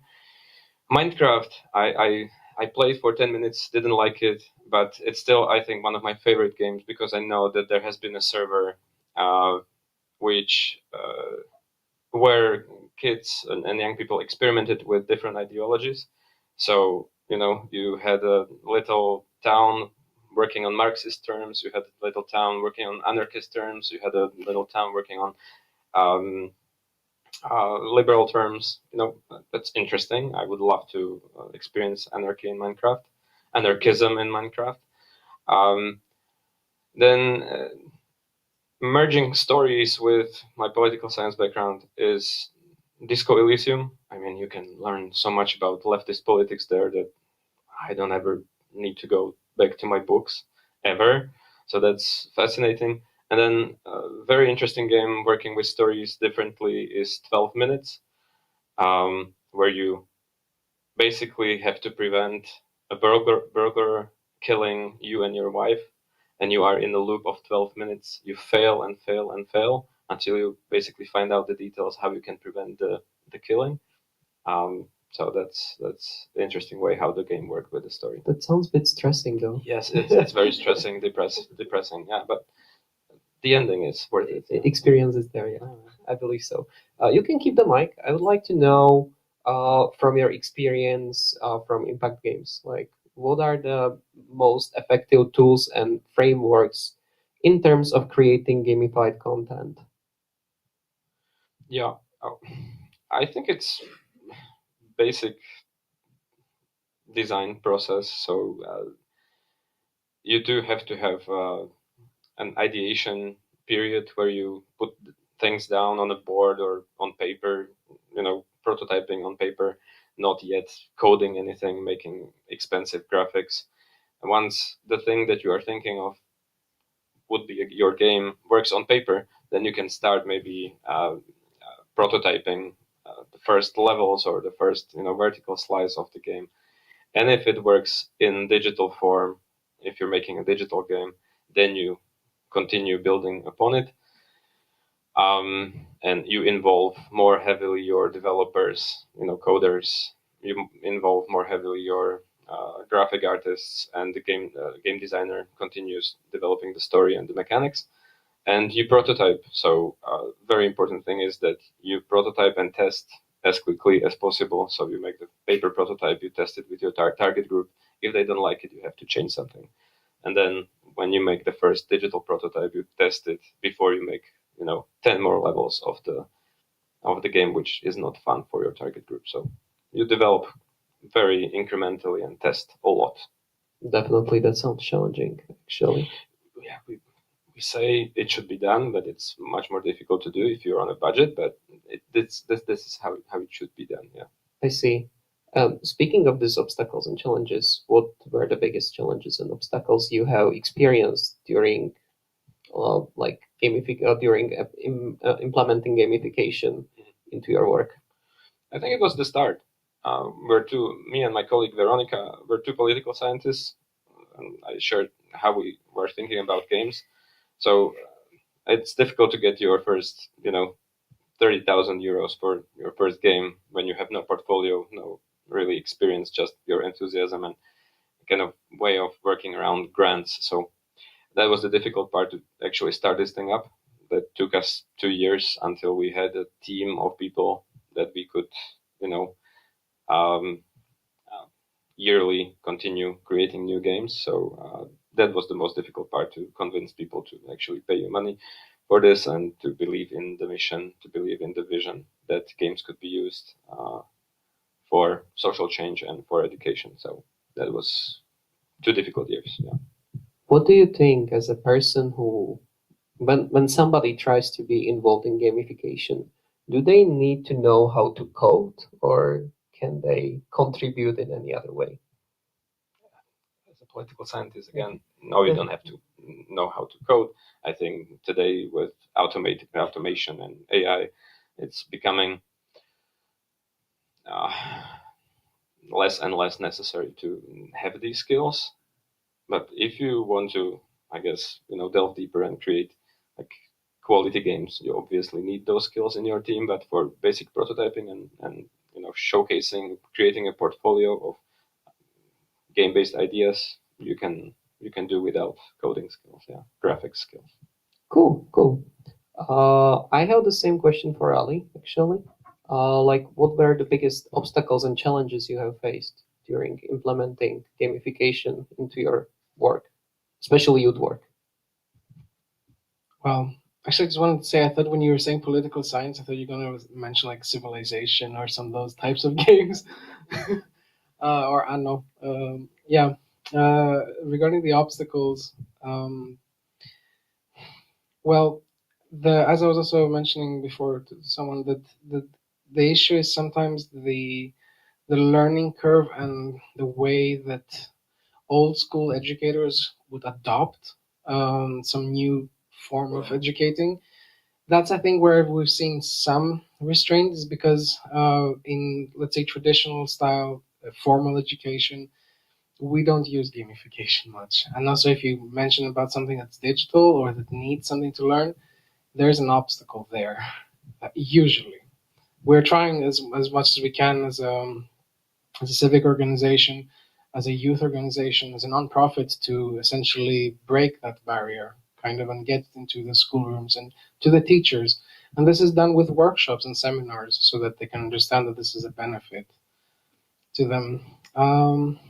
More than there is, of course, budget restraint and budget issues. It's not easy raising money for games, especially now. I think it's getting better. There are more funds, and of course, I think also EU has bigger funds, like in Creative Europe, or in other projects that you can get large funding. And I think one of my favorite games, Trine. I don't know if you've played Trine. I think the first version, there are 4 now. The first one was funded through a big project. Now they have 4 games, and they're making money out of it, of course. And it's an amazing game. You can try it. So funding is another issue, because it always feels a bit uncomfortable that it always feels like you could do more if you had just a little bit more. Like we could add translations and we could add like something more. just need that extra money. But release date is release date, and you cannot go back on that. And so far, from my perspective, that's what I've seen. The difficulty in engaging youth workers that are accustomed to old traditions and don't want to adopt the new ones, and sometimes budget restraints. Yeah. Okay, thank you. Same question for Martin. Can you repeat it, please? It's okay. You, as a member of academia, you can maybe have different point of view on this. Like, what are the biggest obstacles and challenges you have faced during implementing gamification into your work with students? I would say that, as I mentioned, the wrong part or like the bad part of the class that isn't the best students, that they can feel more demotivated by the gamification and stuff. Also, it's not always this that happens, but I'm not sure if there are that many obstacles, because like there are so many levels of gamifications that you can use nowadays, not just in games but overall in like education. That if you want, you can implement something like almost like totally basic thing is like some kind of stars that you can give to students that are in your class, just for like their activity and stuff like that. And then gamification already, because like you have chart and you have points. So if you simplify that, it's gamification. Great. And what do you think? Are there any mechanics or tools which can serve us as a, let's say, measurement for gamification success? Or do you have any personal like mechanics or measurements or something like that? I would say that the old school style is like the if you pass the subjects in the educational stuff, it's the best measurement. Like if you have better grades this year than you had last year in your class, it may be thanks to the gamification, because you implemented something that helped. Overall, I would say it's like a bit difficult to measure, but it's something that helps motivate and helps the students overall, to be just in the class and to learn something new. So like it's I'm not sure if I would be able to measure that. I'm not sure that may be some style that or options that could use something thanks to which it could be measured. But in my opinion, I wouldn't rely on measuring it. I would rely more onto the overall feeling of the class and the students, and if they improved in the learning and everything. Cool. What does Ali think? Regarding what specifically? Yeah. Regarding the metrics, regarding the measurement of like efficiency or success of games or gamification in your. In youth work, we have like a golden step, which is reflection. In anything we do, we add even like in this conference, you will still get a chance to evaluate it. So in games and educational settings, we actually do one before and one after. So before the person engages, this is how we tested our games actually in universities here in Trnava even. We gave them a survey before. What is the level of your knowledge on this or the topics you need to cover? And then after you complete the game, how do you feel that has impacted your language acquisition, knowledge acquisition?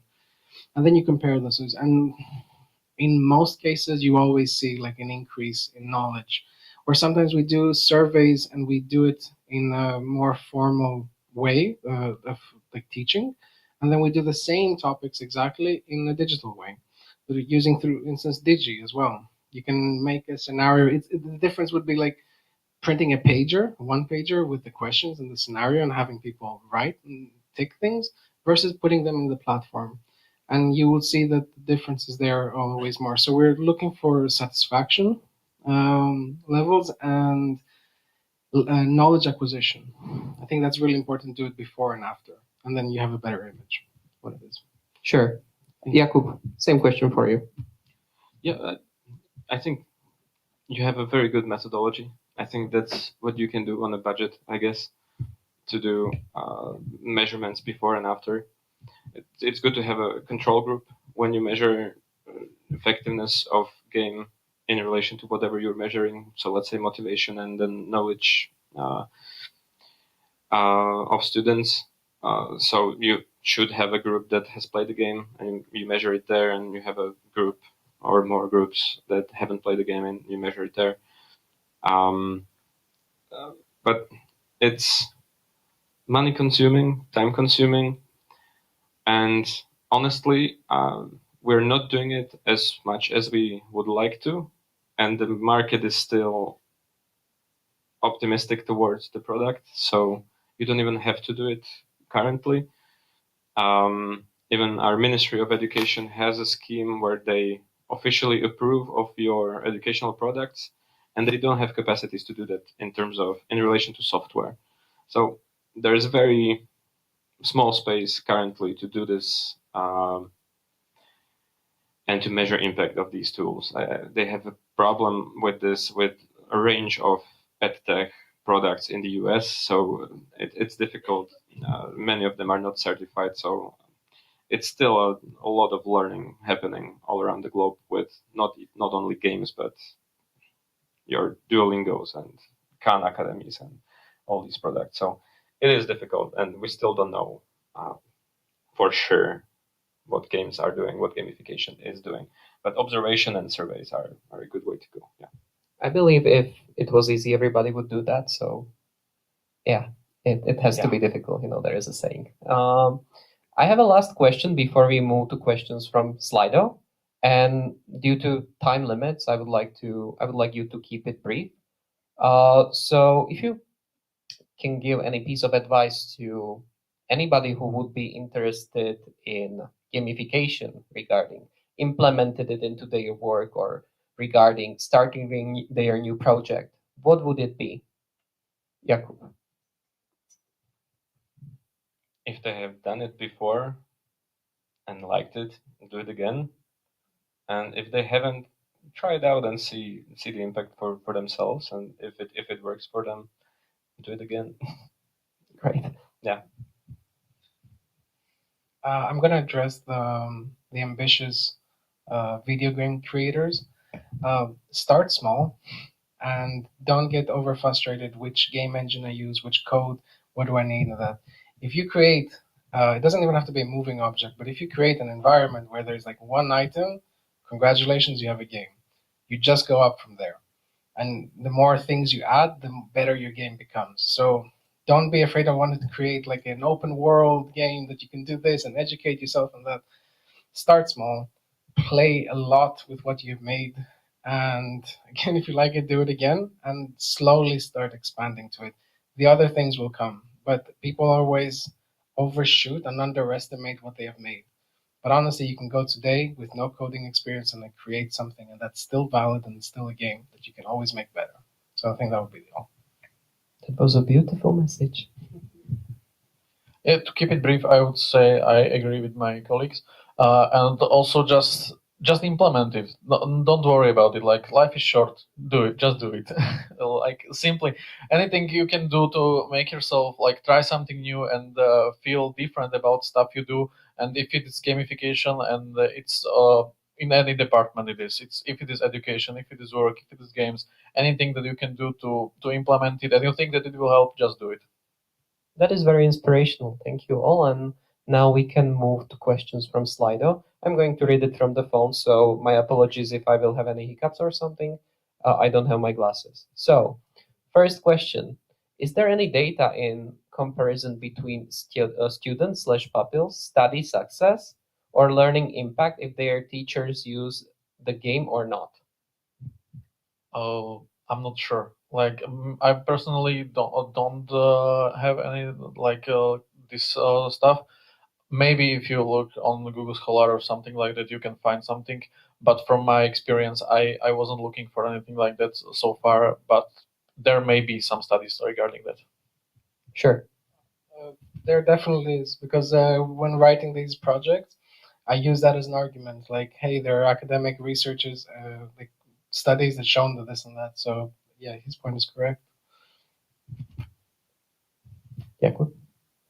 Yes, there are many studies, but it was a general question, and there is no general answer. So there's many studies related to different games, related to different skills and subjects. So even if you find these, you still cannot say in general that yes, It games is universal formula or something like that. Yes. It's hard to say. Yes. Yeah. Okay, you can keep the mic, and we will start this time from you, even though the question is not addressed to you directly. What research methods do you use to investigate the use of games in education? We use data from Google Play. So our case is that how many people have downloaded the game. So when we see a spike of 20 people downloading a game in one day, so we kind of know that it's a classroom. As simple as that. I will answer it in twofold. On the platform, Steam also gives you some options how much the average player has played in the game. So I know for a fact that if you've played for 5 minutes the game, you probably didn't learn anything, right? And that's also on us that we didn't keep you more than 5 minutes in the game, or at least didn't make it presentable in that sense. So we get some statistics from that. People downloaded, people actually played, are two different categories. And then from youth work, we get it from focus groups, surveys, questionnaires. And as you mentioned, it's costly and time consuming as well. So those are the two things we'd use. Thank you. From my point, I'm not using any so far, but if there come to some, there are also focus groups that you can do on the, like if you have some game and you want to try it out, or like the playtest are the fine methodology to use. Cool. That was short and sweet from all of you. Thank you. There is another question. In the same direction of the first question, do you believe that students have different characteristics nowadays and gamification is something like a necessity? I wouldn't say necessity, but nice addition from my point of view.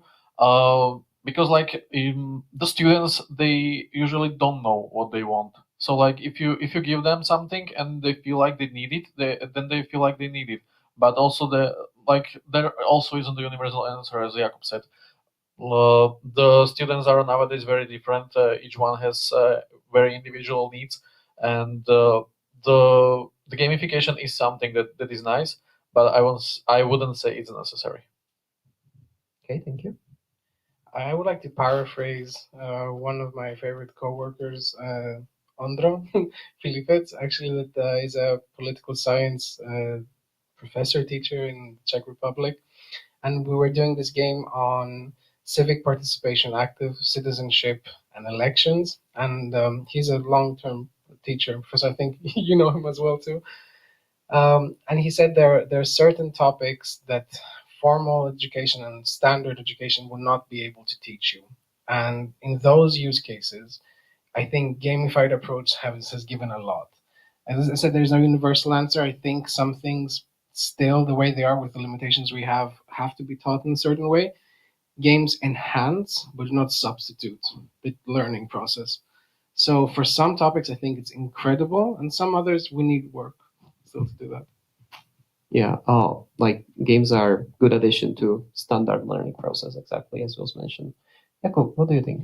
Yeah, same as my colleagues. I mean, we are in the age of AI, so games are becoming the conservative tool to implement in the education sector, and they do have their advantages. They can help with motivating students, staying focused. So, yeah, you cannot make a universal game in terms of genre that would fit all your students, for example. So even with games, some kids will be bored with your narrative game. Some kids will love it. So it's a hit and miss, and it can help. So yeah, I would keep it there. Great. And very last question from Slido. And before I read it, I would like to encourage you, if you have more questions, please do not hesitate to write them down, or we can later distribute the mic. We still have a couple of minutes if you want to ask something. Okay, can some of you explain what gamification elements other than just games can be incorporated into education games? Educational process, I'm sorry. All right. Yeah, well, other than games, what gamification is basically taking out game mechanics and implementing those in class. So you have pointing systems, you have, let's say, challenges, you have grand narratives, so you can make a portion of studies in history, for example, a simulation of the Cold War, let's say. So you are enacting, how it looked during the Cold War. Then the openness to failure. So, not punishing students when they did something wrong, but creating an environment where they can fail quickly, learn quickly. So these are just a few, and my colleagues can continue adding to those. Yeah. Pass the mic. I agree with whatever you've said so far. I was just thinking of other ideas.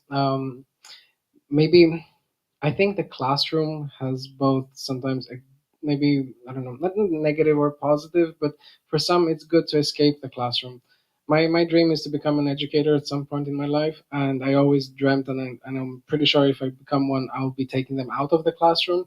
I grew up in Greece, so I like that old school, like standing under a tree, like sitting on the grass and talking about anything. It doesn't have to be about philosophy, but could be about political science as well. And I already know like one or two professors that have done that and give me a lot of inspiration. But that's also a process. And I also think you can do gamification for education on an outdoor environment. Trnava actually has I think maybe two games that involve you going around the city and learning different things and catching up. If you don't know yet, then Google it or ask me later because I don't know the names of that. But that's a really good example of gamifying education, kind of tourism together, right? People learn about the city better that way. And I think those were like getting away from the classroom and expanding it. That could also be done in the classroom if you add like AR or VR in it. You can transform the environment, I think, and offer a complete different dimension on education in that way. Yeah, that would be for me. Thank you. I'm not sure if I'm able to add anything else, but if we stay in class and just maybe transforming the class and using the imagination, like in games, you also sometimes need to use your own imagination, or even if we come back to really, really old console games, like Almin console, where you just type text and it writes up what are you doing, those needed your imagination. So maybe try using something like that in classroom to have students imagine what they are learning. Cool. So as you can all hear, there is no universal formula regarding this.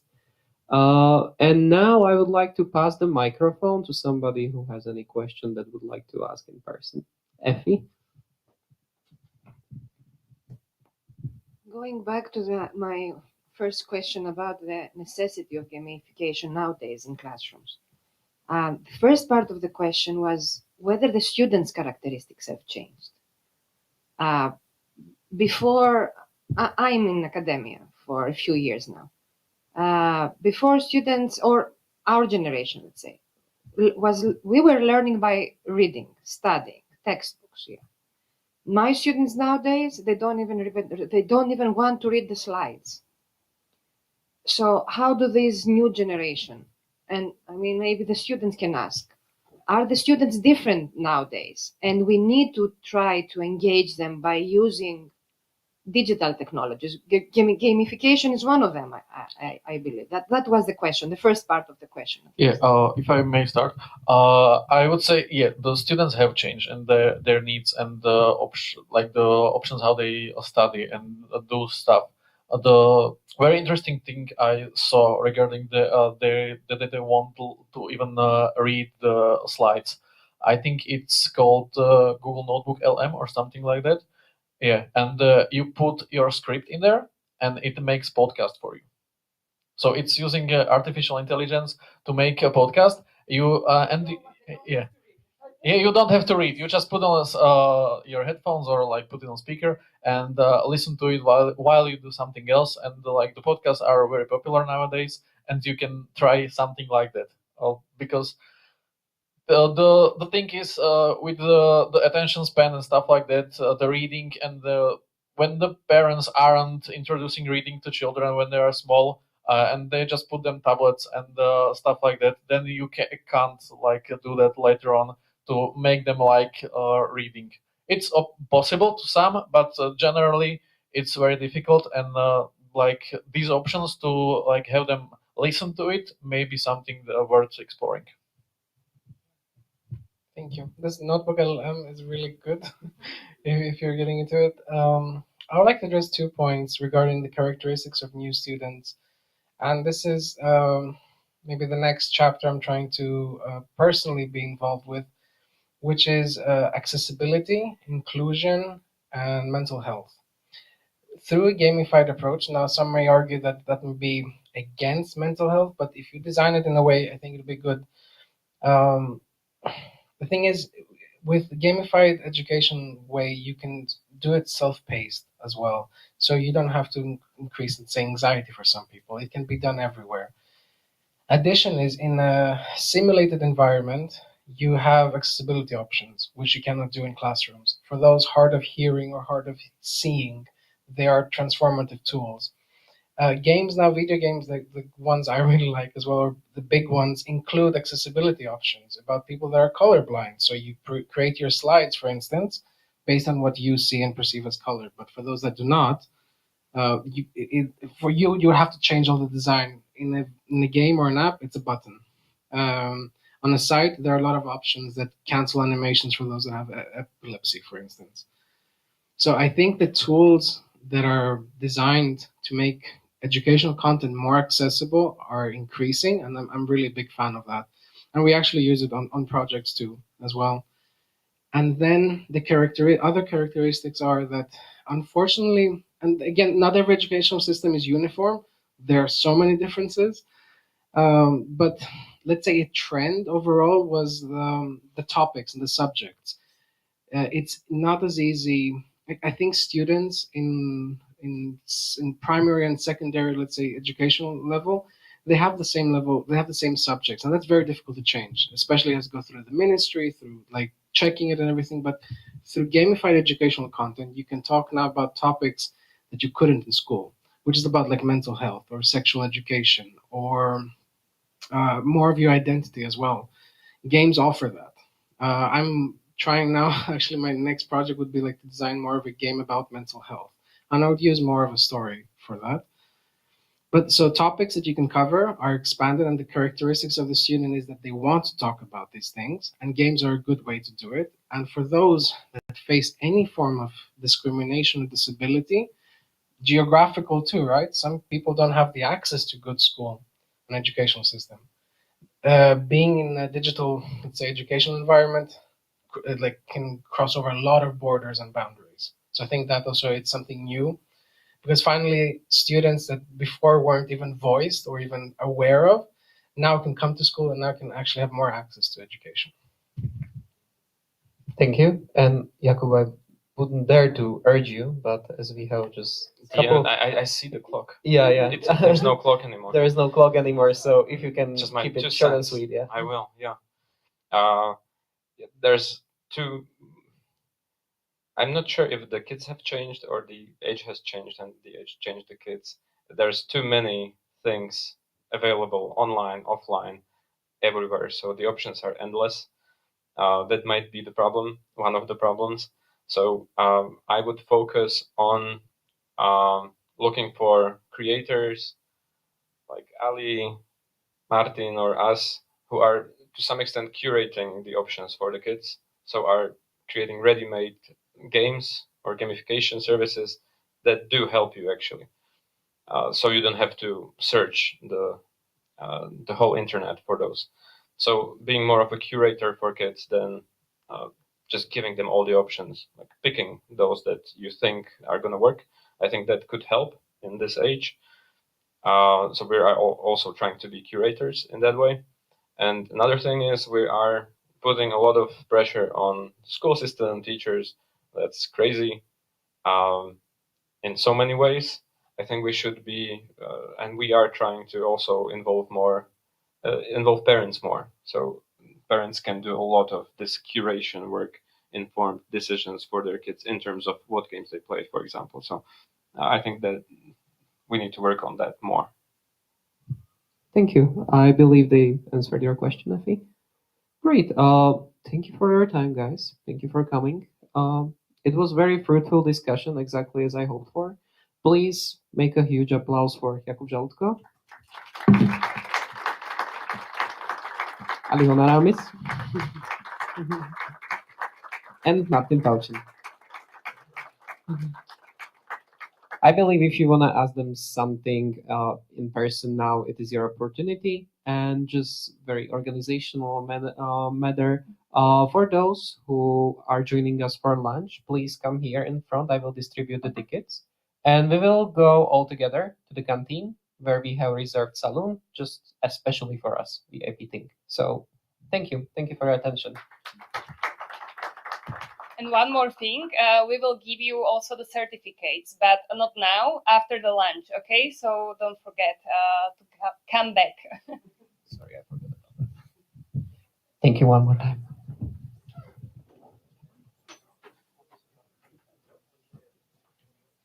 Thank you.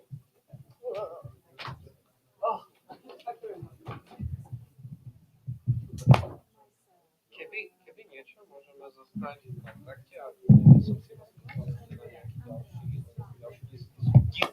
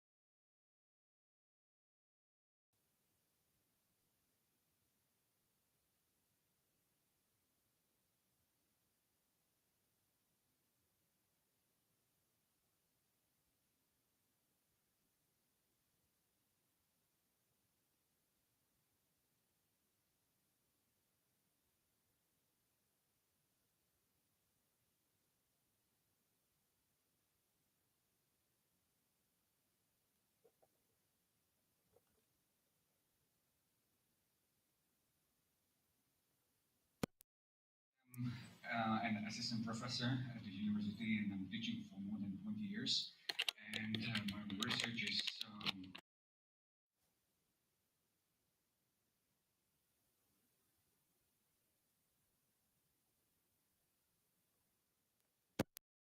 at the beginning where the new technologies came. We've been looking for the way to support the productivity of this.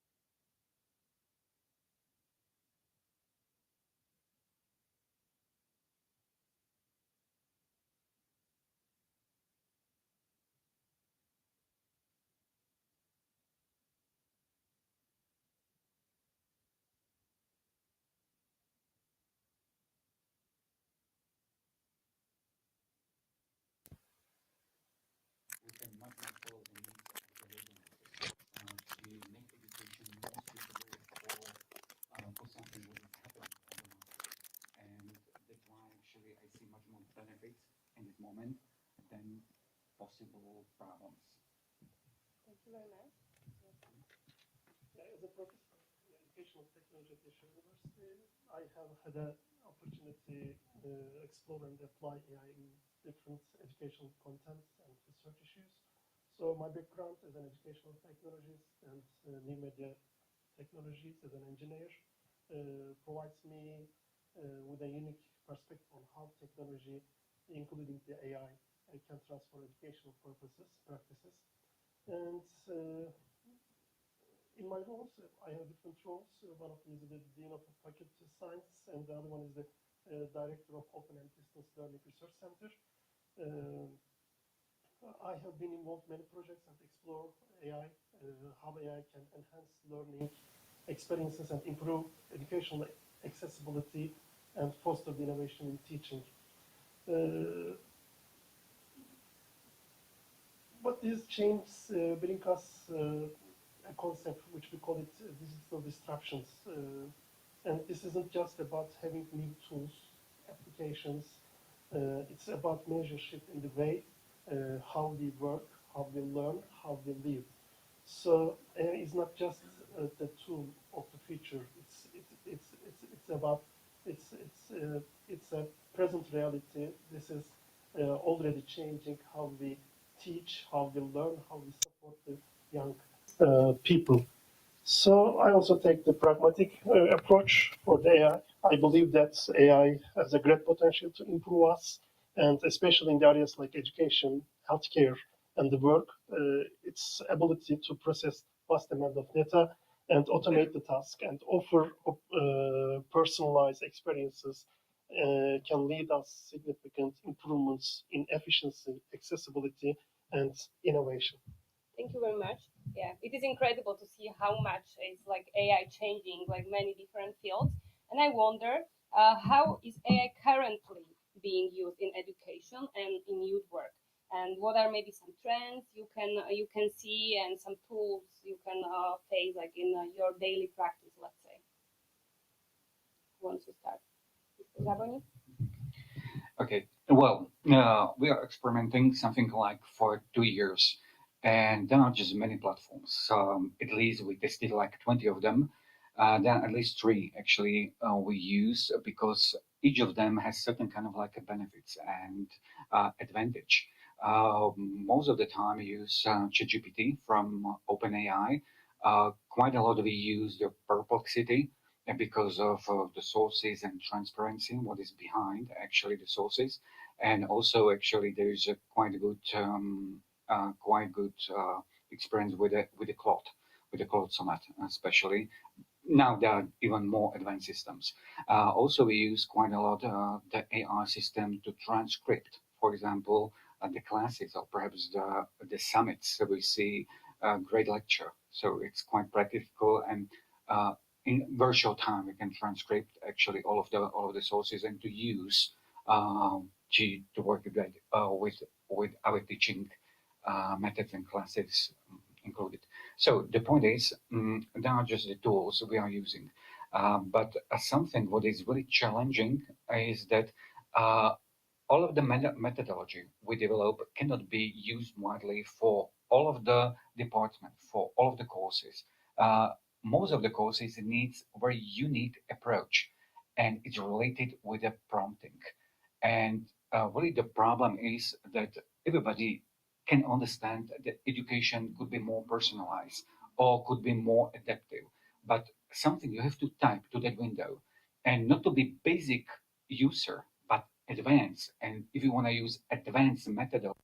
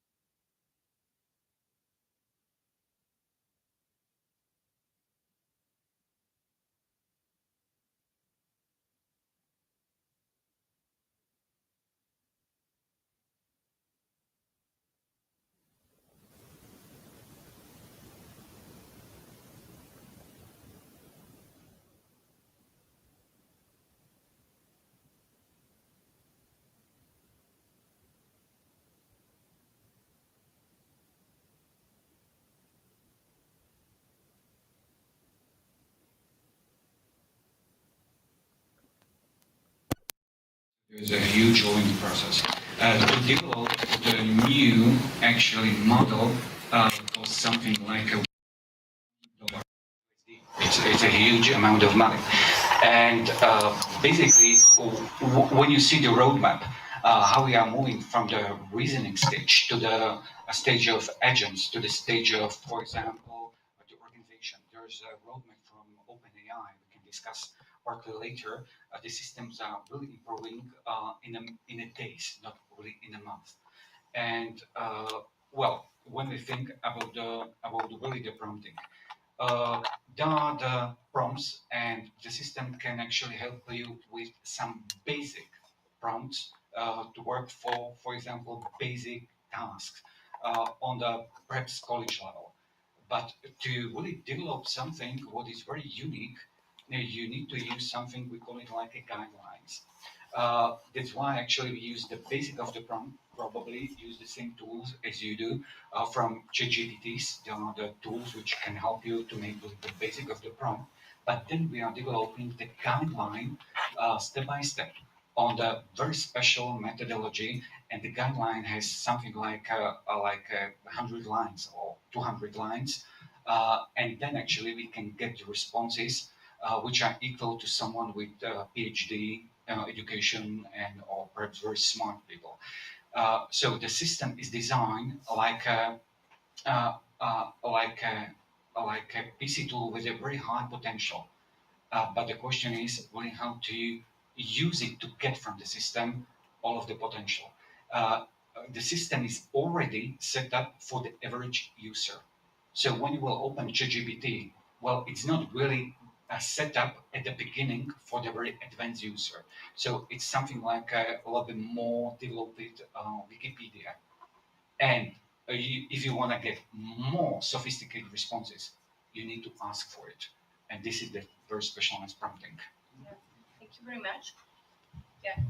Before I go to another question, actually, I want to just remind you, everyone, there is a QR code for Slido. I can see there are a couple of questions already, but we will have time at the end of this panel to ask our panelists your questions. So don't forget it.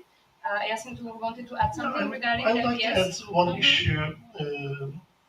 It's about the bias issue. As you know, AI algorithms many reflects the biases of data, the data that we feed them, and they are trained. We use these data for training them, so they lead us unfairly, and it's become a treatment for for certain groups. So it's the main problem. So we need to be careful about when providing this kind of data. Definitely, and it brings us actually to my next question, which is connected to the challenges. So, what are the current, like the biggest challenges? Some of you named already some of them. So, can we just recap and maybe highlight the biggest challenges which educators, youth workers, students, whoever face when using AI? Okay. Okay. I'm going to take it from my perspective. Well, the great challenge is basically the transparency. So actually, what is the background of all of the source data actually which are used in response? The second, like a part of that challenge is security. If we want to personalize education, we're going to use the personalized data of, for example, of our students. And what is the secure issue of those data, and how actually we can control actually the system that those data are not going to be used in a perhaps not correct way. There's a prompt probably you can find on internet. It's something like it was show up like 2 weeks ago. When you ask ChatGPT about your own profile, what is ChatGPT is going to tell you about yourself? So the response is very surprising. You know, it is so detailed information and so precise that actually it's partly it's scary. So this is the other challenge, and the challenge for me is also the way actually how we can really implement actually the AI, because I think the technology is developing much faster then we can adapt. And so basically, I'm not really afraid of AI to hurt us, but much more I'm afraid of people behind AI, which could hurt us. And I think these are the challenges I can see. Yeah, I'll continue. Like you mentioned, another challenge is the fast pace of technological change, which makes it difficult for us, for educators, for youth workers, to stay updated on the most tools and the best practice issue. So this is the main issue about the unequal access to technology. So some students, some communities may not have the same resources to use the advantage of these AI tools. Well, I will be very pragmatic. I will take it from a youth work perspective. I'm afraid that people will get lazy. Because, some years ago, 15 years ago, there was an article in Finland called How Facebook Killed the Youth Work in Finland. And basically, when the Facebook started, everybody moved to Facebook and nobody went to youth centers anymore, and all youth work moved to internet, and it was like new trend. And I'm a little bit afraid that people will rely on technology too much, and now this AI is the current trend. But I think that this trend will stay, but we need to learn how to use it responsibly and not to rely on it too much. Because to be dependent on technology, we can see what can happen. It can stop working. It can do anything. That's why there is this little line written on the bottom of every ChatGPT chat. Like, ChatGPT can make mistakes. Like, make sure the informations are correct. So yes, we cannot rely on it 100%. We should double check, right? We should always double check, and when it is AI, even more, because I asked him some informations, and not every time I got like factual informations, and sometimes when I don't know, it will make the informations up. So yeah, we need to be careful about this.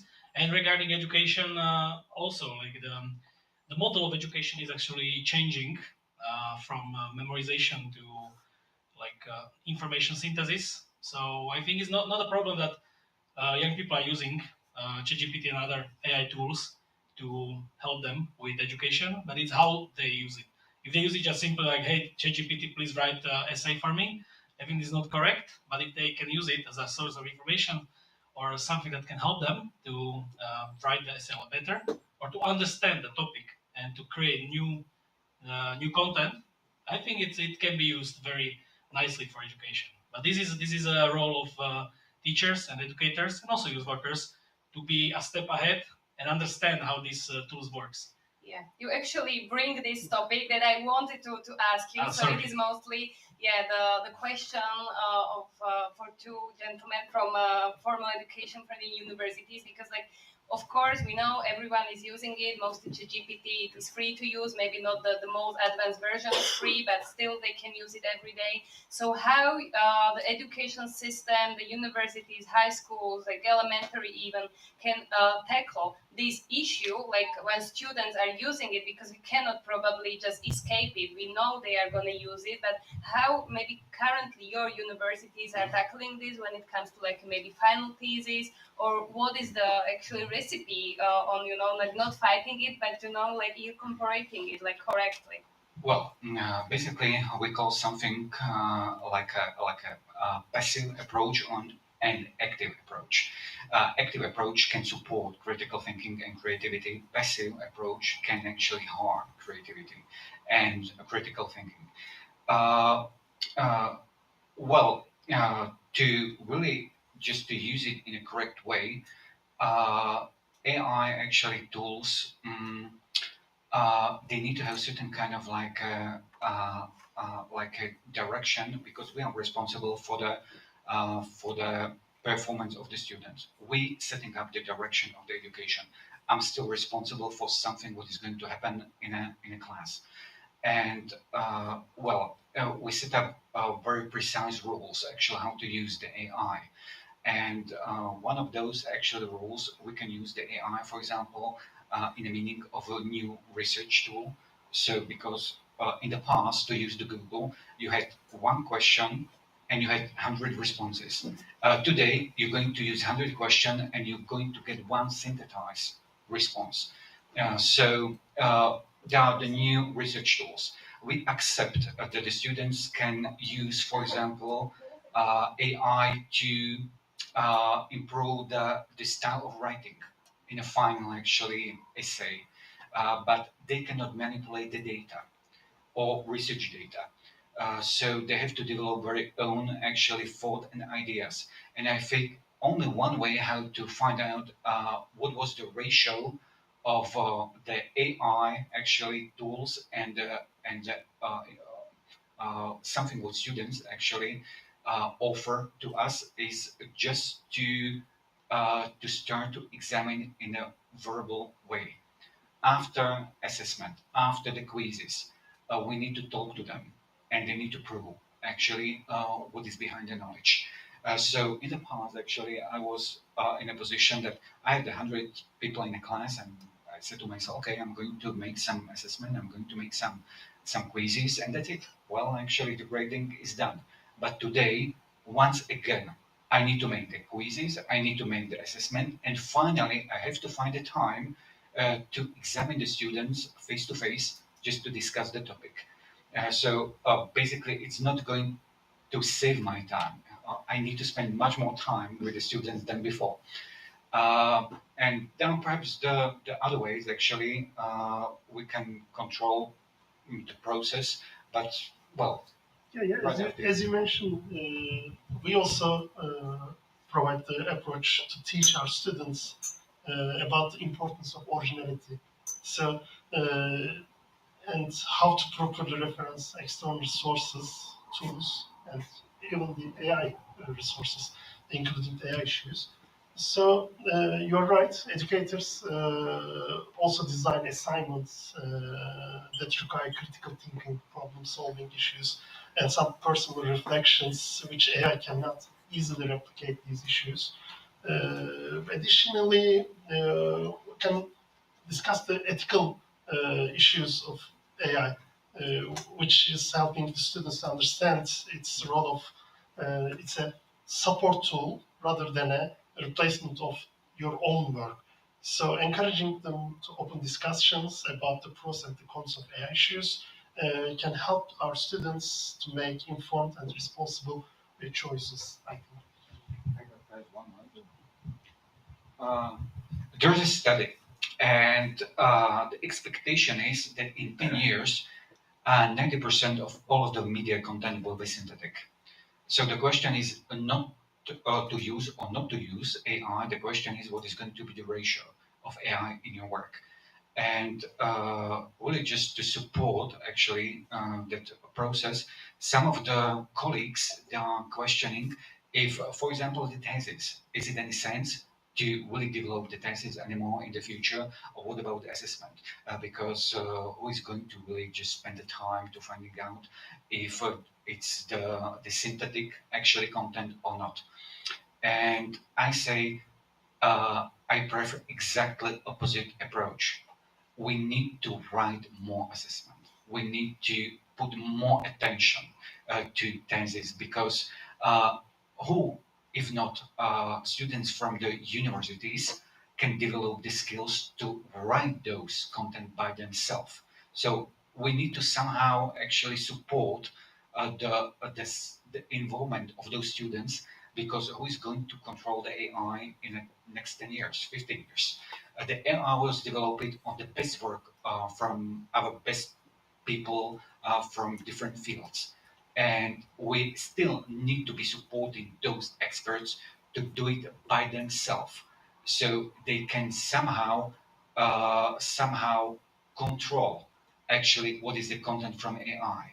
Because exactly like you said, I cannot count on anything what was done with the AI. I need to check it out all the time. And if the students will be not writing enough of the content, not working enough with the sources, perhaps with a traditional way, who is going to control the AI in the 10 years, in 15 years? Who is going to control the content? So that's why I say exactly this is the reason why we need to put more attention to the assessment work, more attention to the thesis, and more attention to the verbal exams to get young people ready not just for the market, but also ready for the AI? Thank you very much. I would say let's look at the questions that we received from the audience. And one that has the most of the likes, it's about like a bit sustainability related to AI. And it is like when used casually, the AI is worth the environment impact because they use very large servers to keep the data. Okay. Okay. Okay. Well, yeah, the environmental impact. That's it's a little bit a different topic. But yeah, it's actually actual thing. Not many people think about it. They think like, oh, internet is so clean and it's producing no trash and But yeah, the environmental impact. There is a carbon footprint. And last year or 2 years ago, I seen like study about emails, like how emails they producing like 2% of the CO2 in the world or something like that. But yeah, I don't know how to answer these questions. Maybe it's worth it, maybe it's not worth the impact. But yeah, it's important to know about this because I think the problem is that not many people know that even the electronic services, internet, and AI can produce some carbon gas, and it can have impact on the environment. And that's why I always say digital topic and the whole topic of this digital transition is horizontal. So it's connecting to all of other topics like environment, active citizenship, inclusion, and all of these topics. Somehow the digital topic is connected. So maybe the solution is to talk about it actively, that these things have impact. And this is the way how to fight it. People already, they separate the trash. So maybe now they will also separate how they use them in the digital tools. Well, it takes a lot of energy to support all of these data centers. And imagine that, for example, Microsoft invested 100 billion to new data centers. Meta invested something like 10 billion to new chips to support the AI solutions. And it's really a huge amount of energy. And that kind of energy, well, they need a stable source of energy. So something what was supported the last 10 years, like energy from the wind, sun, and all of those environmental sources, are not for those giant tech firms really suitable anymore. So there are informations, they invested quite a lot of money, the huge investment, not just to new data centers, but also to the traditional sources of the energy related to the atom power plants and such kind of sources. So we can quite easily find out that in something like 10 years, when you will search for for example, description of the companies like Google or perhaps Amazon or perhaps the Meta, there will be not just the tech companies but also energy companies because they need the sources of energy. So definitely, it's not a clean actually solution. It takes a lot of pollution in many different ways, but most of the people they cannot see that. They perhaps can imagine what is behind production of the car, but what is behind the production of the services in a digital environment? Well, it's from my perspective, the people are like outside of the game. They are just simply using. They are not ready to reduce, the services, and there is a huge pollution about that. Definitely. Yeah, as you mentioned, it's a complicated issue and it's not easy to answer. But we have to try and we have to face these kind of challenges to get new opportunities. Yeah, thank you very much. Yeah, this is definitely the topic of the future. It's current issue, of course, but definitely they will have to deal with that in the next decades because the AI is not disappearing. It's gonna be here and it's going to be even more and more developed and more tools will appear. Another question from the audience, it is specifically to Mr. Ozarslan and Mr. Zabojnik, and the question is, what are your views as academics on using AI for grammar correction and proofreading in research papers? Yeah, yeah. As we mentioned, it's a tool. So using these tools, knowing that to help us to solve our problems, it's okay, it's acceptable. But be careful about relying on, as was mentioned, for your creativity, for your problem-solving skills. We need to be careful about these issues. So it's a common question, but there isn't any exact answer about this issue. So don't forget, this is a tool. So it helps you. It's enhance your works. It's a kind of automation of make your work easy. Thank you. Well, this is really a huge issue, and it was discussed for the years actually. What will be exactly the border actually? What is accepted and what is not? And finally, actually, those publishing houses actually somehow find the common approach actually how to solve the problem.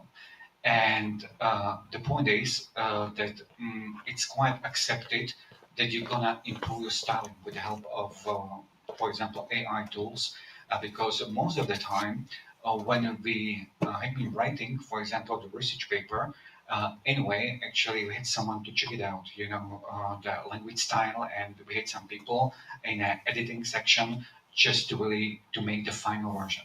So, well, when you think you're going to partly replace the editor with the AI, well, you can get quite common actually result.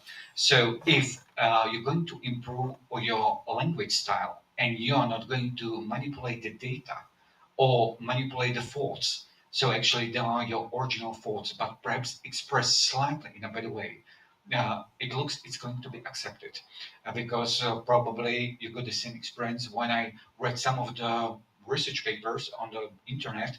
Well, I can say, well, the level of language is, I'm asking myself how those papers actually could pass. And for me, it's much better way if someone is, even AI tool is going to improve the language of those papers. So this is quite okay, but we need to be very ethical as far as the research data and conclusion from those research data and suggestion from those research data. They need to be very original and related to the author. AI cannot be the author. So for me, there are just two factors what could be accepted. Use AI for the advanced research based on the topic or theme, not just on the keywords, and improving the writing style, especially in different languages. And checking out, for example, if you're going to use AI to improve, for example, APA style, you know, in a research paper. So check it out. If everything is exactly written in the right way, well, no problem with me. But definitely, it needs to be your thoughts included in that paper. And something good also needs to be included. If you are going to use AI tools, you need to make a statement in the research paper, in a section of methodology, for example, exactly what kind of research tools you had been used, and exactly what was the way. It was just improving the language style, or what exactly actually you've been using those tools. So transparency. Thank you very much. We have to slowly wrap up, and I have a very final question for all of you. So even though like we cannot see the future and like this AI and like phenomenon, it's so developing so quickly, and we probably don't know what will happen in 5-10 years. But do you at least have some idea or any kind of foresee some kind of changes, like how it may affect the education, either formal or non-formal, how it can change the education in, for example, 5-10 years? Can you guess or not at all? It's not possible. like I cannot talk too much about formal education because I'm not from like this area. But I think it will even move more towards this information synthesis and like education. It will not be about memorization, but about like correct searching on information and creating content. So I think from this standpoint, it should help us, the AI. But as I said, as everybody like we said, that it's a tool. If it is used correctly, it can help us greatly. If it is used unresponsibly, it can screw us. So we need to be careful.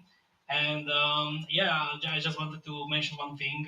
As you said, that AI can be used to proofread.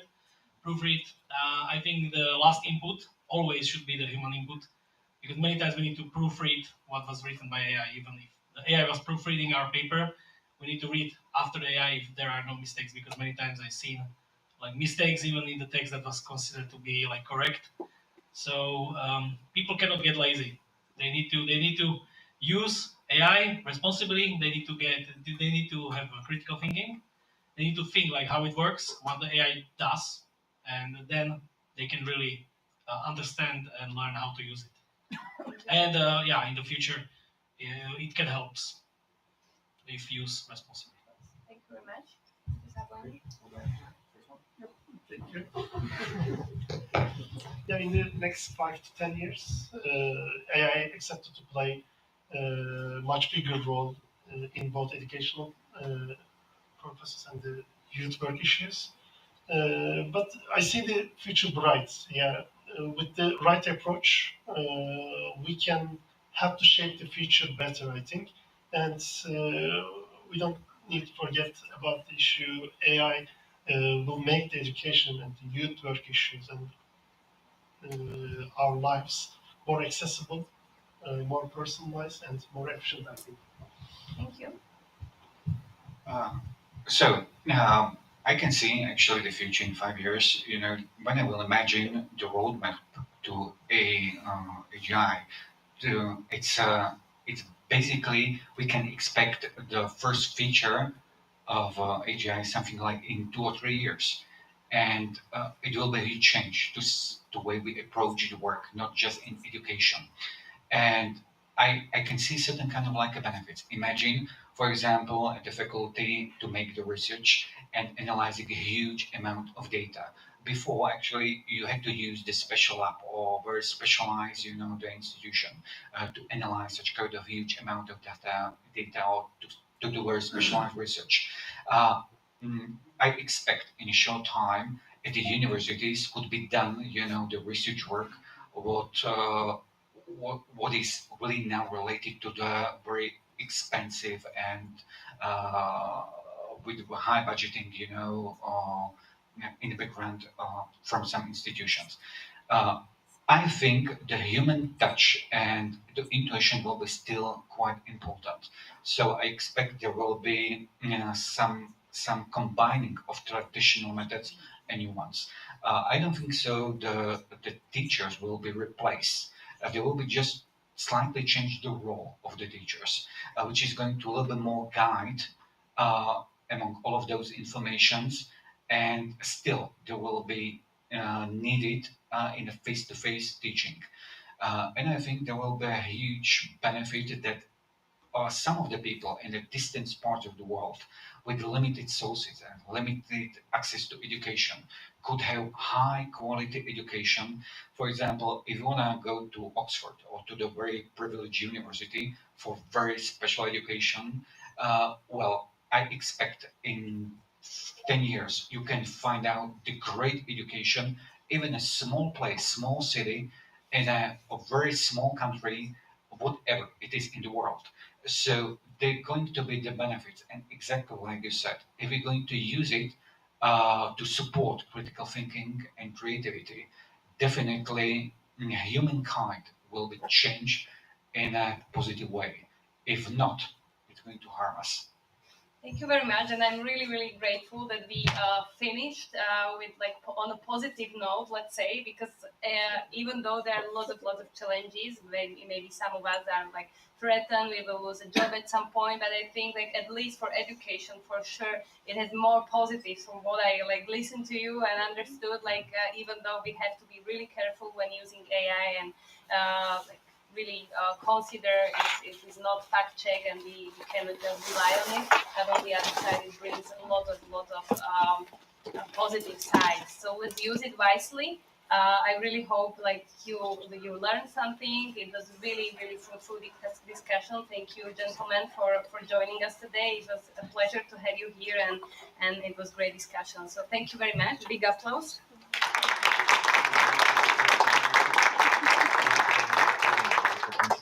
And we are not finished, so I will give the floor to Tomasz. Maybe you can take this mic because this is like with the cable, and you can just announce what is happening now.